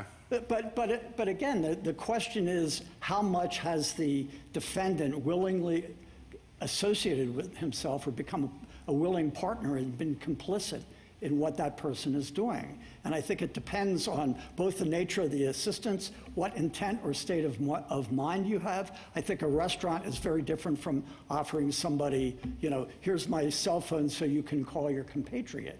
I think those are in common sense terms very, different acts. I But think in your, that's, under this statute, that has to be your position, but I've seen, you got to maintain a hard line there, and in response to some of the hypotheticals, I'm not sure you've maintained the hard Well, line, which then swallows the whole principle. no, I've tried to maintain a hard line with respect to this service in particular, which is all the court has to decide. It's generally available, no favorable treatment. It's not face-to-face, which in your example is another very important distinguishing characteristics. It's an individualized transaction where you know who that person is by your... That's, I don't want to prolong this, but that's very elusive. You know ISIS is using the organization. Some human being in the defendant company knows that ISIS, a group of individuals, is using this service to help recruit others to kill people. But you know that. I don't know why the face-to-face really changes Oh, I that. think it changes it a lot. And again, Halberstam talks about was the person present, which, as I said, I think is, in this context really means how remote or how proximate was the defendant's association with it. And if you aid in something as generalized as recruiting, that would render these defendants culpable, responsible, complicit in every terrorist act affecting a U.S. national in the country. Justice Barrett? Mr. Kneedler, taking Justice Gorsuch's point about aid to the person in the statute, Justice Gorsuch was pointing out that the Dictionary Act treats juridical entities as persons. Would the government consider ISIS a juridical entity? Or if we're focusing on the person, would we have to be focusing on the people who actually carried out the attack? I don't know if we would consider it to be a juridical person. I think ISIS is an identifiable, somewhat amorphous entity. But it's important. I think this is really a misunderstanding a lot of that respondent has in some of the amici on that side. The notion of an enterprise in Halberstam was not like some distinct entity. That sometimes enterprise is used that way. It was used there. The enterprise was a series of discrete acts. I understand, and I agree with that reading of Halberstam, actually.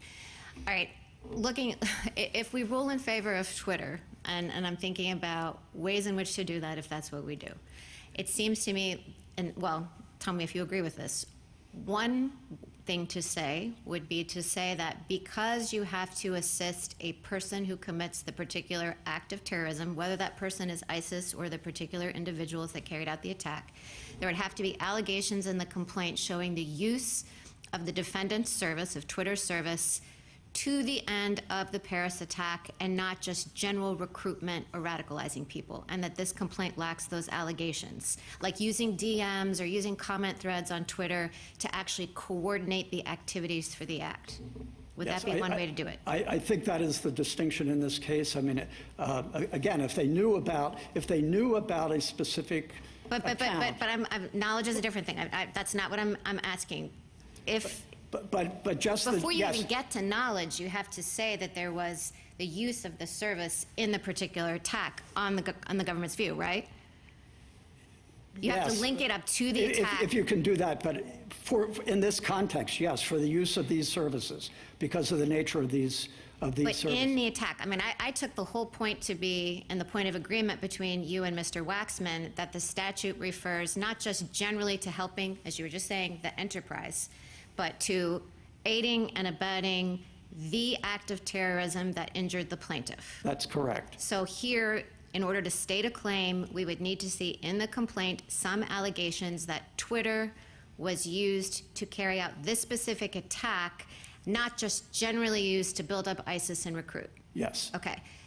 Another thing it seems like we could say is kind of to the colloquy you were having with both Justices Kavanaugh and Kagan, which is about a business that operates and it's open to all comers. That seems to go to knowledge, am I right? I think it goes to knowledge, but also the substantial assistance? Substantial assistance, because it goes to how remote is it? Is it face-to-face? Some companies open to all business are face-to-face. Some are not, like this is automatic. So it could be a little bit trickier, but an opinion to that effect might have to say something like, if the defendant is a business that's open to all comers, a page company, PageNet, or the phone service, or a bank, or Twitter, social media company, there has to be some allegation of what, specific knowledge? Specific knowledge, some specific action with respect to that particular person or that particular act. I want to be clear. I don't want to be taken to be saying absolute rules for every situation. The points I'm making here about. But I thought you said it would be helpful to give lower courts some way to dismiss these cases without wading into the facts. And it seems like the first thing I said, which was about linking up attacks, wouldn't serve that end. Because it sounds like you were saying that you thought it would be helpful to have a holding that related to generally open businesses. Am I right? Again, because of the banking example, a bank may hold itself out to be open to all comers, but in the context of conducting that business, they may have an individualized encounter. You don't just open an account in most banks online or get a loan online. There's going to be some back and forth by which the bank will get to know something about the person it's doing business with, or know that that person is affiliated. Sure, but that goes to the point of knowledge, right? You know, well, it also goes to the nature of the nature of the assistance. Yes. Yes. Yes. So here, the primary point I'm making here is about these businesses, which are open to the public on an automated way, without any occasion or ability for an individualized determination about. Sure, so I wasn't suggesting that you were asking us to say any business that's generally open to the public can never be liable. But any business that's generally open to all comers, absent some allegation of more specific knowledge or specific interaction, cannot be liable under JASTA. Yes, and one other point I'd like to make, I think it is possible, and as I think Atchley and Kaplan show, in that situation, it doesn't necessarily require that you know that a particular person is going to commit a particular act. If you know, because of the proximate relationship with the person you're assisting, that they're a group of acts that they are about to commit, or that they have an ongoing practice of committing, you don't have to know the specific act in that situation. That's why I think it is context specific, but this is Banks open. are what you're worried about. Banks is what the government is We are worried about. and the cases, some of them have been dismissed, and we think it's important for them to be able to be dismissed, where you don't have this sort of knowledge or intent, the state of mind, the things that go to whether this I bank. want to make sure the banks aren't automatically dismissed. Like, you're trying to make sure that whatever we said about social media companies wouldn't get banks off the hook when they had those kinds of special relationships that you're talking about. Yes, special relationships and knowledge. It's not just banks. There could be other institutions. Charities are another one. Charities both in their own right, operating in problematic. So I've been kind of going back in my mind to where I started with Mr. Waxman in terms of separating out knowledge and substantial. And in listening to you, it was very clear that you are putting a lot of stock in substantial. And I was trying to figure out why that is. And I went back to Halberstam, and I'm looking at the opinion, and I'm noting now for the first time that after the court in the aiding and abetting section lists the three elements, it very quickly disposes of them. And in particular, with respect to the third element, it just says, the district court also justifiably inferred that Hamilton assisted Welsh with knowledge that he had engaged in illegal acquisition of goods. Then it goes on to say, the only remaining issue then is whether her assistance was substantial. So all the factors and all the things you've been talking about are insubstantial. So it seems as though, at least per this opinion, the only real knowledge is of the kind that you're talking about with these banks, if they have a personal relationship and they know that this person or somebody who's using their services has engaged in illegal activity. Is that the government's position? Yeah, I don't think I think in Halberstam that was an easy line to draw, because she was obviously integrally related, as the court said, in what he did. I think there are situations, but I don't think the court needs to reach it here, because I think this case could be decided on the basis of substantial assistance applying the objective But it factors. seems like substantial is harder. Substantial is where all the 6 factors come in. I'm trying to say if we have a third that's knowledge, and according to Halberstam, if you don't even have a knowledge that it was, engaged in the illegal acquisition or was a gangster or was a terrorist in a way, that should be enough, right? Yeah, I'm sorry, I was taking the question to be about Halberstam itself. Yes, if you don't have knowledge that that would even go into prong 2 if you don't have a general awareness. No, you might have a general awareness that Twitter or your services are being used in terrorist activities. Right.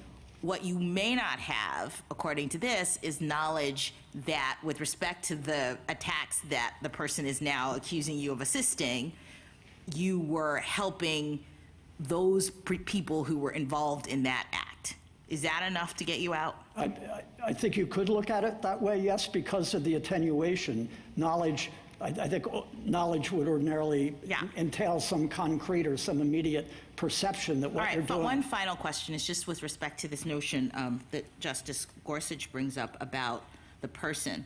I'm wondering whether the concern about that I hear from both you and Mr. Waxman is that if you're focusing on the person who committed such an act of international terrorism, which is what the statute says, that it seems to make take the focus away from the act itself, so that conceivably, if you separated out the clauses, aiding and abetting the person who committed such an act, it's almost like Justice Kavanaugh's materiality statute, in the sense that you could, I guess, aid and abet a person who committed the act, even if it's not with respect to that act, because that's not what the statute seems to say. And so the reluctance, I think, is in focusing on the person in that way. Yes, I think that is fair to say. And even focusing on the organization is acting through an individual in the commission of the act. And the criminal aiding and abetting statute says that somebody who commits a criminal act or aids and abets its commission, referring to a specific criminal act. And here the definition of terrorist activity, I think it is, says it's activities that involve violent or dangerous acts. And if we don't stay focused on the acts, then we get worried about Justice Alito's hypotheticals, where you might be aiding and abetting a person who is engaging in certain things, but you aren't really assisting in those things with knowledge. Right, it has to be, the act itself has to be culpable, which is why the definition of terrorism refers to acts that are punishable by the criminal law. And so whether you focus on, is it the person who committed the act or the commission of the act, I think in that sense it all comes to the same thing. Thank you, Mr. Kneedler.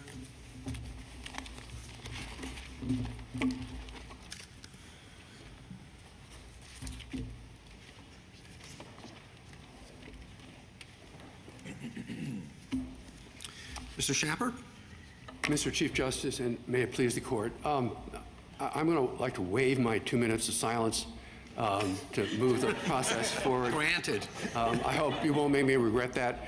And I'd like to respond to some of the questions that were asked earlier. I'll try to do this in seniority order.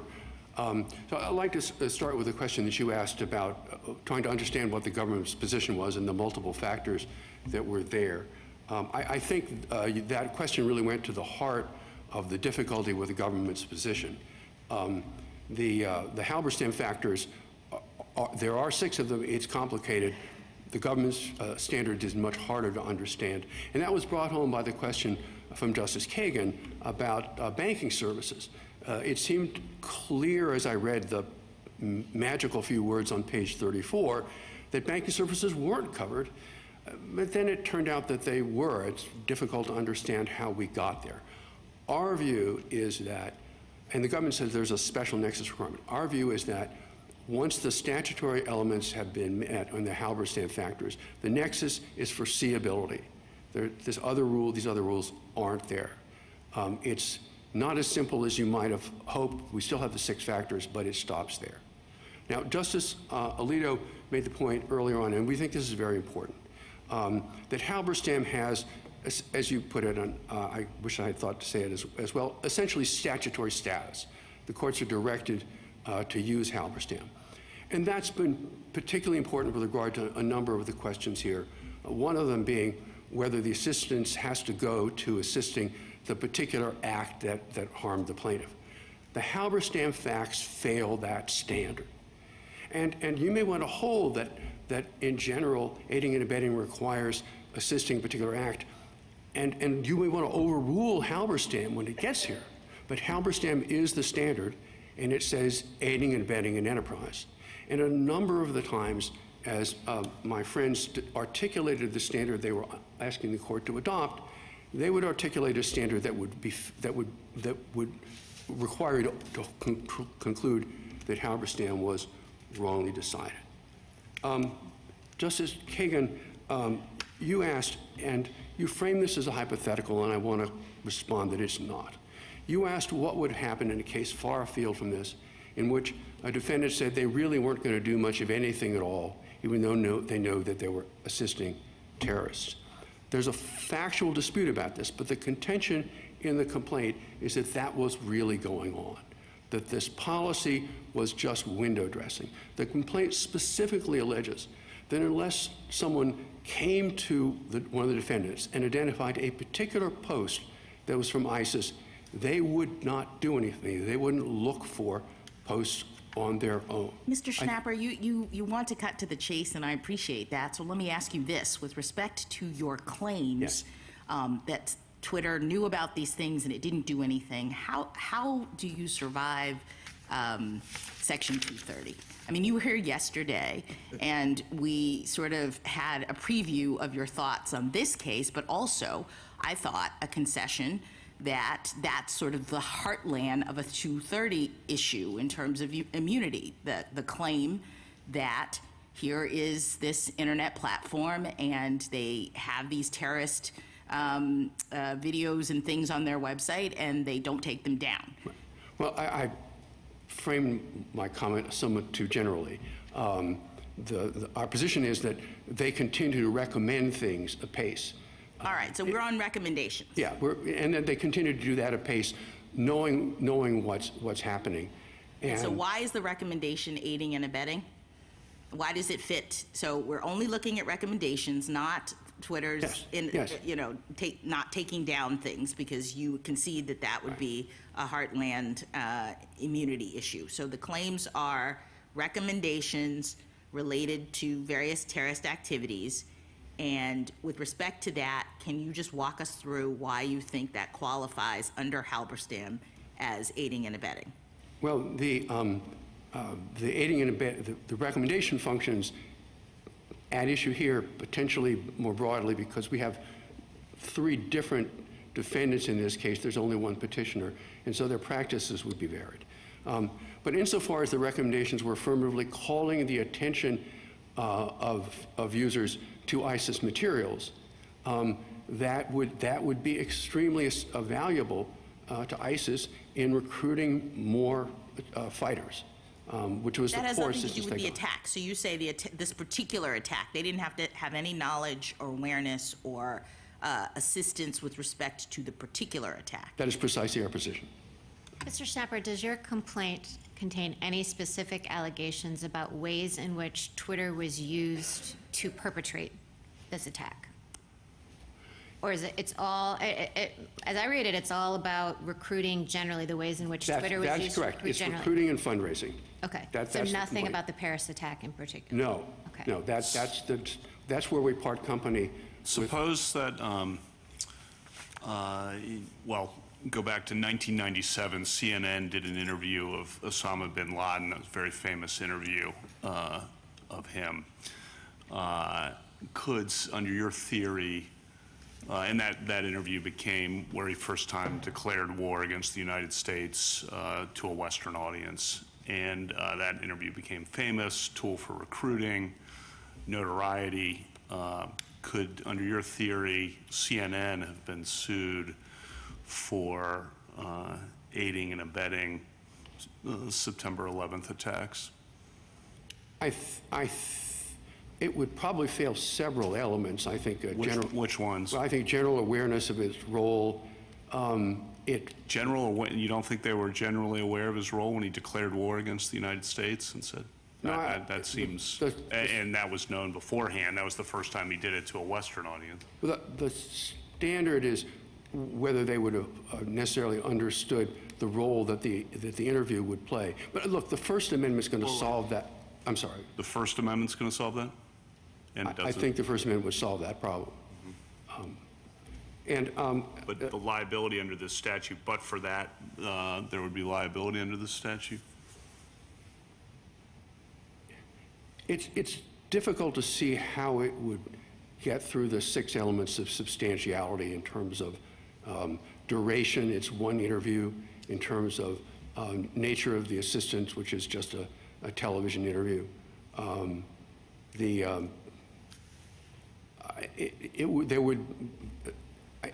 think it usually would not, but I think the First Amendment would be a different tack. Just more generally, I think you've heard Mr. Waxman and Mr. Needler talk about businesses that provide services on an arm's length basis to a variety, all comers, and not on a favorable basis.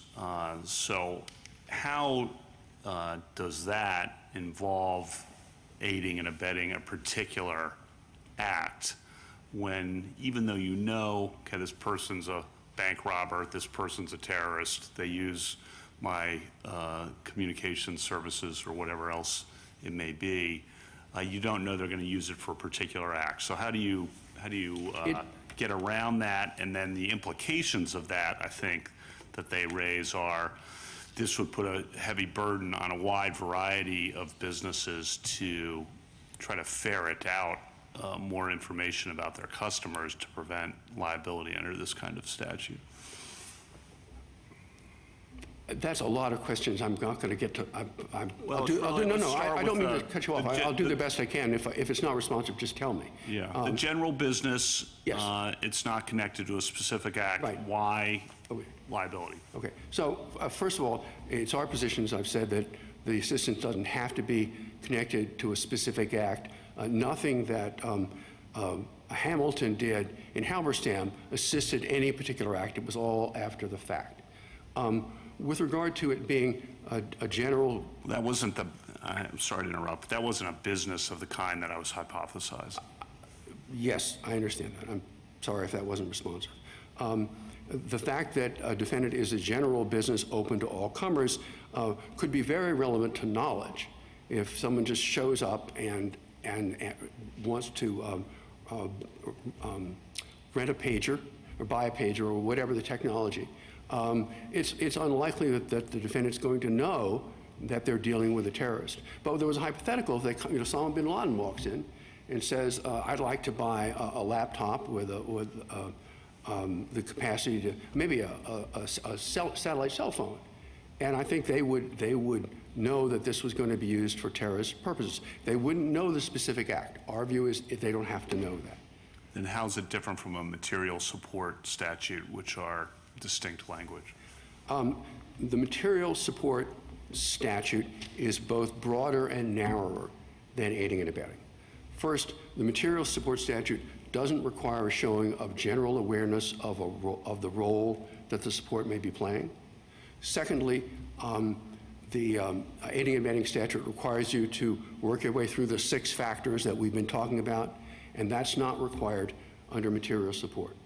Conversely, aiding and abetting can include encouragement, and that would not be material support. So they're just different. And I think Congress chose to use aiding and abetting rather than just strict liability for material support that causes harm, because it wanted to use that more nuanced set of rules for aiding and abetting. I mean, I would have thought that there's a simpler answer to how is the material support statute different.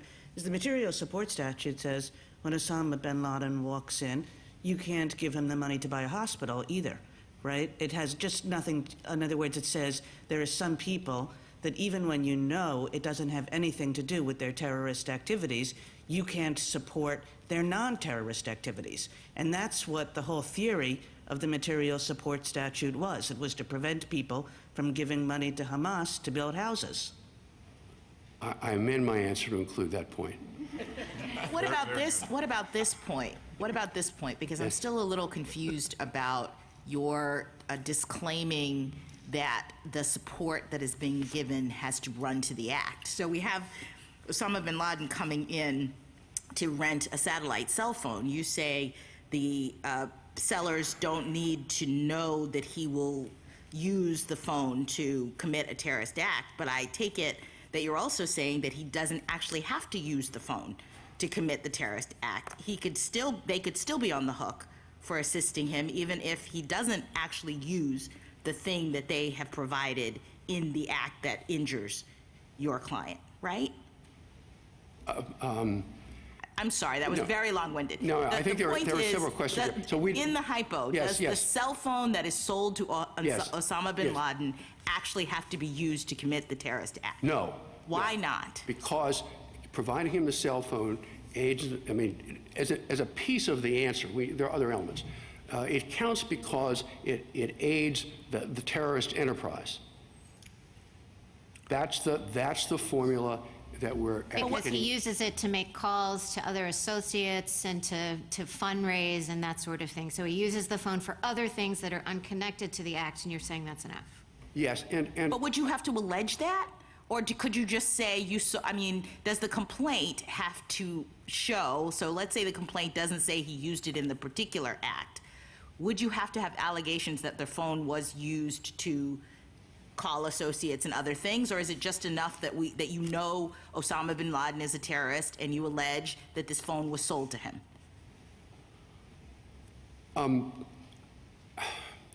In terms of what you need to prove, you need it. But to answer in terms of pleading, Rule 9 requires pleading with particularity about fraud, not other things. The courts handed down a number of decisions in Leatherman and Swierkiewicz disclaiming the notion that additional rules of particularity of pleading should be required. There are other procedural methods for bringing all of that out. But the general trend in pleading since the abolition of the field code is not to require specific allegations of that sort. It might be deficient given the overall context. But wouldn't you still have to allege in Justice Jackson's hypothetical that he used the phone in furtherance of terrorist activities? Couldn't just say he sold him a cell phone and have that be enough. You would probably need to say that, although it would be fairly implicit in his name. But yes, but sure, I think that would be the better way to plead it. But if I could follow up on a question that you asked, one of the points the government officials have made in testimony, some of which we've quoted, is that of the overall cost of running a terrorist organization, the cost of a particular attack is a very small part. Running terrorist organizations is very expensive. It involves fundraising, there are lots of salaries, there's travel, there's bribery, there's forging documents. That's why it's so important that the court hold that the entire enterprise being aided matters. If you limit the aid that matters to the tip of the spear, you've written out of the statute almost all the assistance that matters, and you shouldn't do that, in our view. Counsel, I understand you to have abandoned the claim against Google based on its failure to remove ISIS material. But you haven't done that in this case with respect to Twitter? We're not advancing that view. That's because of the procedural posture of the case, which is it wasn't decided on 230 grounds. It was decided on aiding and abetting grounds. The 230 issue was then remanded. We just never got there. So it just hasn't come up. But we would not be advancing that argument on remand, to be clear. Okay. So what argument are you advancing? Meaning, what's the aiding and abetting if it's not the failure to remove? The aiding and abetting would be the various recommendation functions that we talked about yesterday. They're different for different entities, but the distinction between affirmatively recommending as opposed to just posting, we think that's the distinction that the statute draws. I think I owe you a few more answers. Justice Gorsuch, you asked whether the answer to the case could be found in treating the word person as referring only to the individuals. And we think the answer to that is no. The purpose of invoking the Dictionary Act was to make it clear that a terrorist organization could be the person who would be covered by the statute. And I should note that the statute itself, before we get to those last words, talks about one of the premise acts that has to have occurred is authorization, planning, or committing the act by a terrorist group. This is an act that was committed by the terrorist group. They didn't have a passing role. They selected Masharipov, they sent him to Istanbul, they told him to wait as a sleeper agent. They apparently supported him while he was there. Somebody brought him a gun and stun grenades. And then the evening of the attack, a few days before the attack, he was told the attack's going to be on New Year's Eve, and there was communication back and forth. They were, Mr. Schnapper, if I might, since you raised that point, the statute, again, I do think focuses our attention on who aids and abets the person who committed such an act of international terrorism, but it doesn't just focus on the person, though that's helpful and it narrows things. It also says he must knowingly provide substantial assistance. So it does two things. It focuses on the person, and it focuses on the mens rea, and then it focuses on the actus reus about substantial assistance. So I see all three of those things, not just the person, but all three of those things in the statute. And again, I'm just struggling with how your complaint lines up with those three requirements in the statute. Thank you. Let me begin by responding to a point you made earlier, because it's relevant here, when you expressed the hope that one could put aside this complicated formula in Halberstam and just use the text of the statute. As we turn to the issue of what does knowing mean and what does substantial assistance mean, that's where we need to go to Halberstam, and it's a complicated assessment. And so in terms of substantial assistance, one would need to walk through each of the 6 elements on the Halberstam list and assess them individually. And I could walk you through that in this case in terms of what we think the facts are. But I think you're just asking about the methodology, and that's what we believe the correct methodology to be. What do you say to the argument about the charitable and humanitarian organizations? So I think one of the arguments that is pointed out by Mr. Waxman and Mr. Needler in some of the amicus briefs is that humanitarian and charitable organizations are going to be caught up in this. And I think one of the background points about aiding and abetting liability is it's not moral complicity is different from legal liability. There might be moral complicity without necessarily legal liability. We want to have fair notice for major sanctions, civil or criminal, and right. That fair notice for these humanitarian organizations is not present under your theory, and they could be swept up in that. That's at least the statement on the other side, which appears sincere to me from the amicus brief. So how do you respond to that? First of all, let me say I take all the representations in the amicus briefs to be sincere. The specific elements of the statute will normally protect a charitable organization. So it starts with the requirement of knowledge. And look at the type of knowledge alleged in this case. Let me just take let's assume a hypothetical charitable organization. And first there are reports on 4 networks that they're providing assistance to ISIS. And then there are reports in all the major newspapers in the United States that that's happening. And then there comes a time, and the complaint alleges this happened, in which the Attorney General, the Director of the FBI, the Director of National Intelligence, and the White House Chief of Staff meet with the officials of the NGO and tell them they're asserting ISIS, they're assisting ISIS. That would satisfy knowledge. And those are obviously extreme facts, and it would be appropriate in assessing these cases to consider the kinds of circumstances that NGOs would face. And I think it's very relevant to the state of mind issue. Our view is that the state of mind here is highly culpable. And when I would use the language, I've forgotten who used it earlier, of willful blindness. And I say, there's a factual dispute about what's happening. But our contention is that the policy was not to look at all. And there's in the brief of the Concerned Women for America, there's an extraordinary quote from Twitter.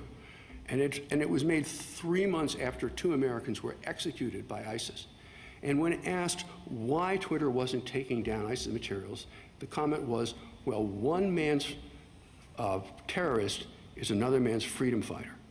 Now, I think if a charitable organization had that knowledge and had that attitude, they should be held liable.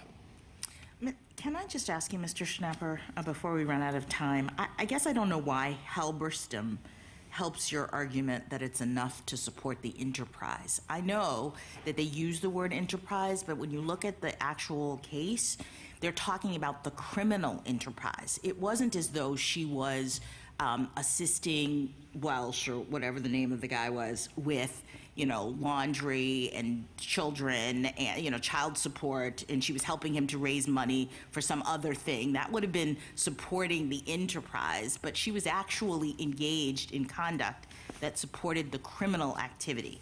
And yet you seem to be arguing that looking at that case, it would be enough for you know, the cell phone to be sold to Osama bin Laden, and with some knowledge that it might be used generally by himself or his compatriots, as opposed to, you know, this is actually going to be involved in a terrorist attack, which is the kind of thing that was going on in Halberstam. So can you clear up? Yes.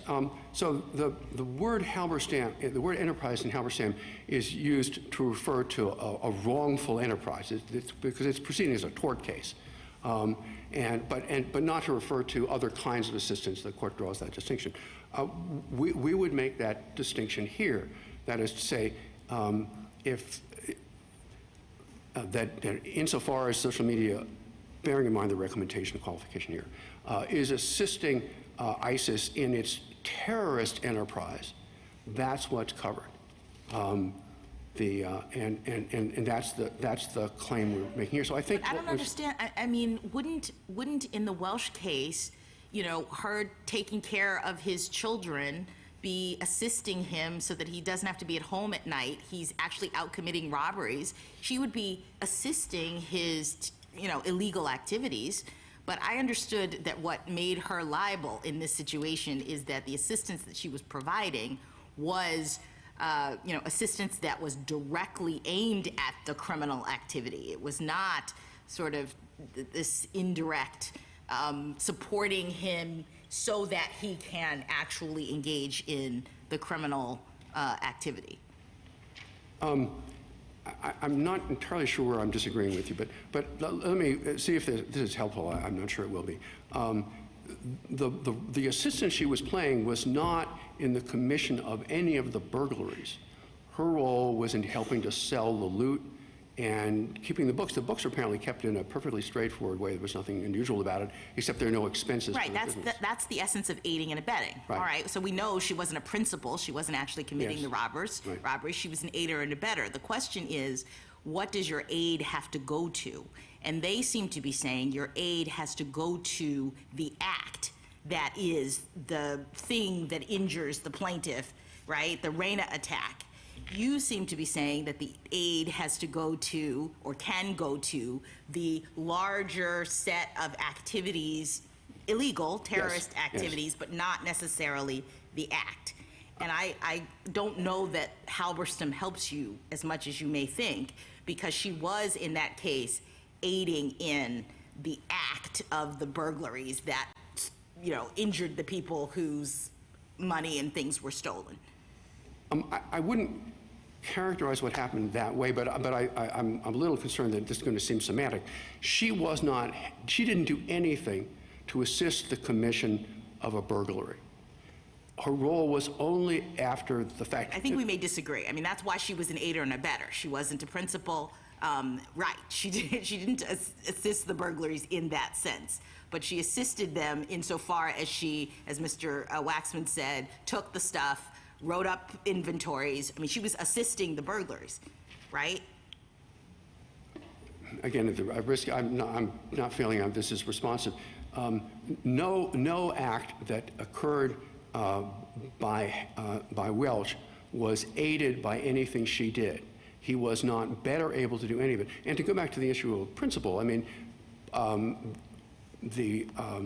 if she had said, I'll buy you some new burglary tools, or how about picking the Halberstam house tomorrow, I think they got a lot of money. Or how about when you bring the loot home, I'll write down the things that you have and make sure that it's all recorded properly so that we know what you brought home. It's helpful to the enterprise, but it doesn't make him better able to commit the burglary. And I think that's the distinction they're trying to advance. The court has no further questions. Justice Thomas? In paragraph 30 of your first amended complaint, you say plaintiff's claims are based not upon the content of ISIS's social media postings, but upon defendants' provision of the infrastructure which provides material support to ISIS. What does that mean?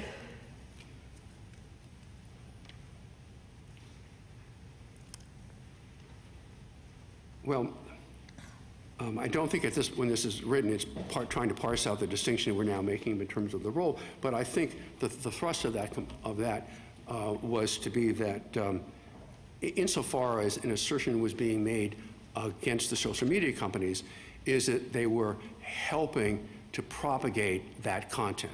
The argument is we're not trying to hold you liable merely because there's content there, but because you helped to propagate it. Now we would draw a more fine distinction, but I think that's the thrust of that paragraph. So you're not pointing to, the thrust that I understand is that you're not pointing to specific instances of this. You're just a general idea that they're using the service to their advantage, to ISIS's advantage. Yes, let me give you a more fulsome answer to that. One of the arguments that the defendant makes is it's not enough to allege that there were 50 or 70 or 90,000 ISIS accounts. You have to name some. Mm-hmm. We do not think that the Federal Rules of Civil Procedure require that. Indeed, the whole gravamen of the problem here was that it was possible to identify tens of thousands of these, and they weren't doing, but they weren't using that capacity. There was one instance in which the hacker group Anonymous took down several thousand ISIS accounts at Twitter. Now, the complaint doesn't give you the URLs of the accounts, but I don't think the federal rules required that. The allegation isn't any less plausible because it doesn't name URLs.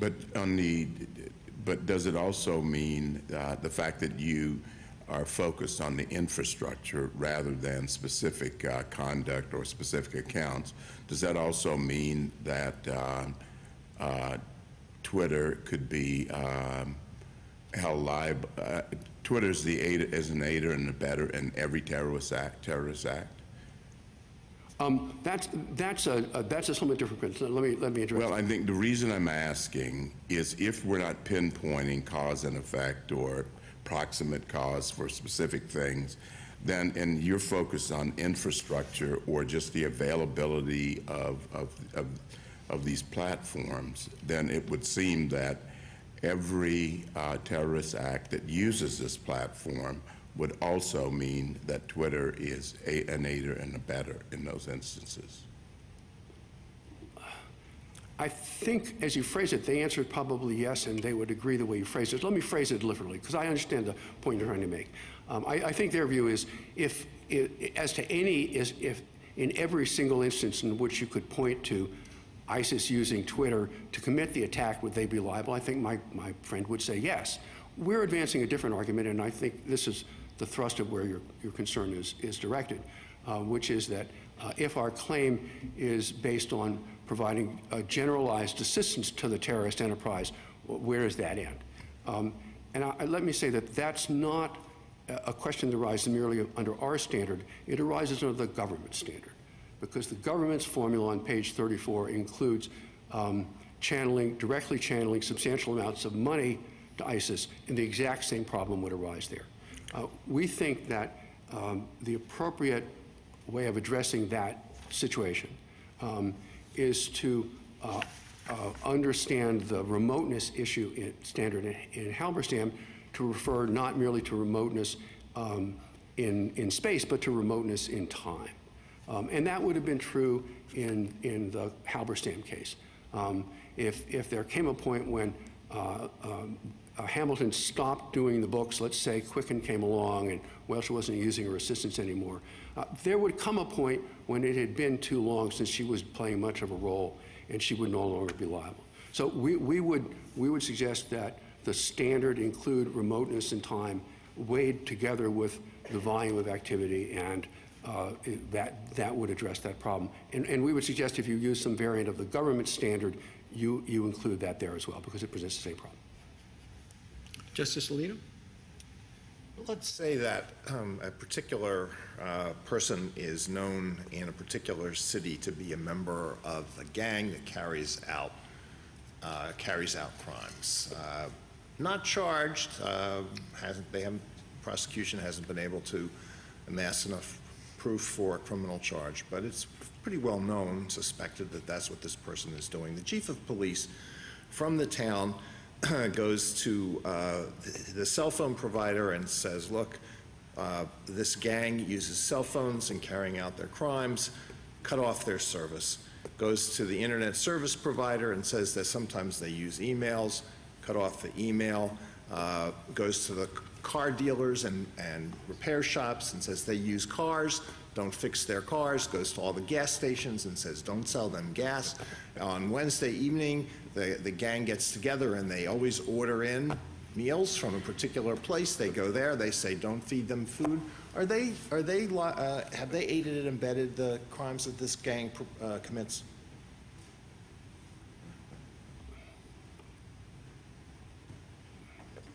I think it's probably, the answer is probably going to depend on the nature of the material. So unfortunately this is difficult, but let's say that the first person on our list is a gun dealer, and the gun dealer is told this person we think this person is an assassin, and he's looking for weapons, and they sell him a gun, that might be aiding and abetting. At the far end of things, take out Chinese food. No, it's not really connected particularly to the offense. I think that's a difficult question, but clearly at one end of the spectrum, if you sell guns, this goes back to Justice Thomas's question. If you provide a gun to someone who you know is a murderer, I think you could be held liable for aiding and abetting. Justice Sotomayor? Justice Kagan? Justice Gorsuch? No, thank you. Justice Kavanaugh? Justice Barrett? Justice Jackson? Thank you very much. 3 minutes for rebuttal. Mr. Waxman? Thank you. So guns and banks is what seems to be, most of the hypotheticals here. And I want to go to Justice Kagan's question about the bank and know your customer and what your customer is doing. But I'm going to start, because there are special know your customer rules involving banks. I want to start with guns and the point that my friend just brought up about somebody walks into a gun store and says, I hate my wife, please sell me a Glock. I'm going to kill my wife, please sell me a Glock. Obviously, he takes the Glock. If he buys the Glock and never kills his wife, there's no aiding and abetting any crime. If he buys the gun and kills his wife, there obviously is. Walmart is the largest gun dealer, I believe, in the United States. They know for a certainty that some of the people that buy guns are criminals. Some of them are drug gangs. Some of them are terrorists. Nobody would say, but they don't know anybody in particular. They know that they're there. There's been a newspaper report. The State Department has issued a pronouncement. Nobody would say that they are aiding and abetting particular crimes that happen to be committed by somebody who bought a gun at Walmart. Now, in the bank example, I think the key point, as I understood it, at least, Justice Kagan, between your colloquy with my friend, Mr. Needler, was somebody comes into the bank and either comes in or comes in online or by Zoom, the banker knows this guy is a terrorist. That is, a terrorist in the sense that this person commits acts of international terrorism. And the guy says, love the checking account services you've provided me. I've got a cash flow issue with the thing that I do. Please lend me $1 million. Okay? That's a case in which certainly you would survive a motion to dismiss on the notion that you know this guy commits acts of international terrorism. He has asked you for what he says he needs to, quote, keep doing his thing. That is materially different than a situation in which the bank has 100,000 customers. It knows to a certainty that some of its customers are terrorists, and they are making use of the general services that a bank provides. Maybe it's a bank that does business in the Middle East. They are not aiding and abetting an act of terrorism that bank occurs. Now, according to my friend today, he says, well, this case isn't about the failure to do better at taking things down. This is about recommendations. There are 545 paragraphs in this complaint, and there are 4 that mention recommendations, each one of which is essentially the sort of neutral algorithm that was talked about before. I see I've come to the end of my sentence. Thank you, counsel. The case is submitted. The Honorable Court is now adjourned until Monday next at 10 o'clock.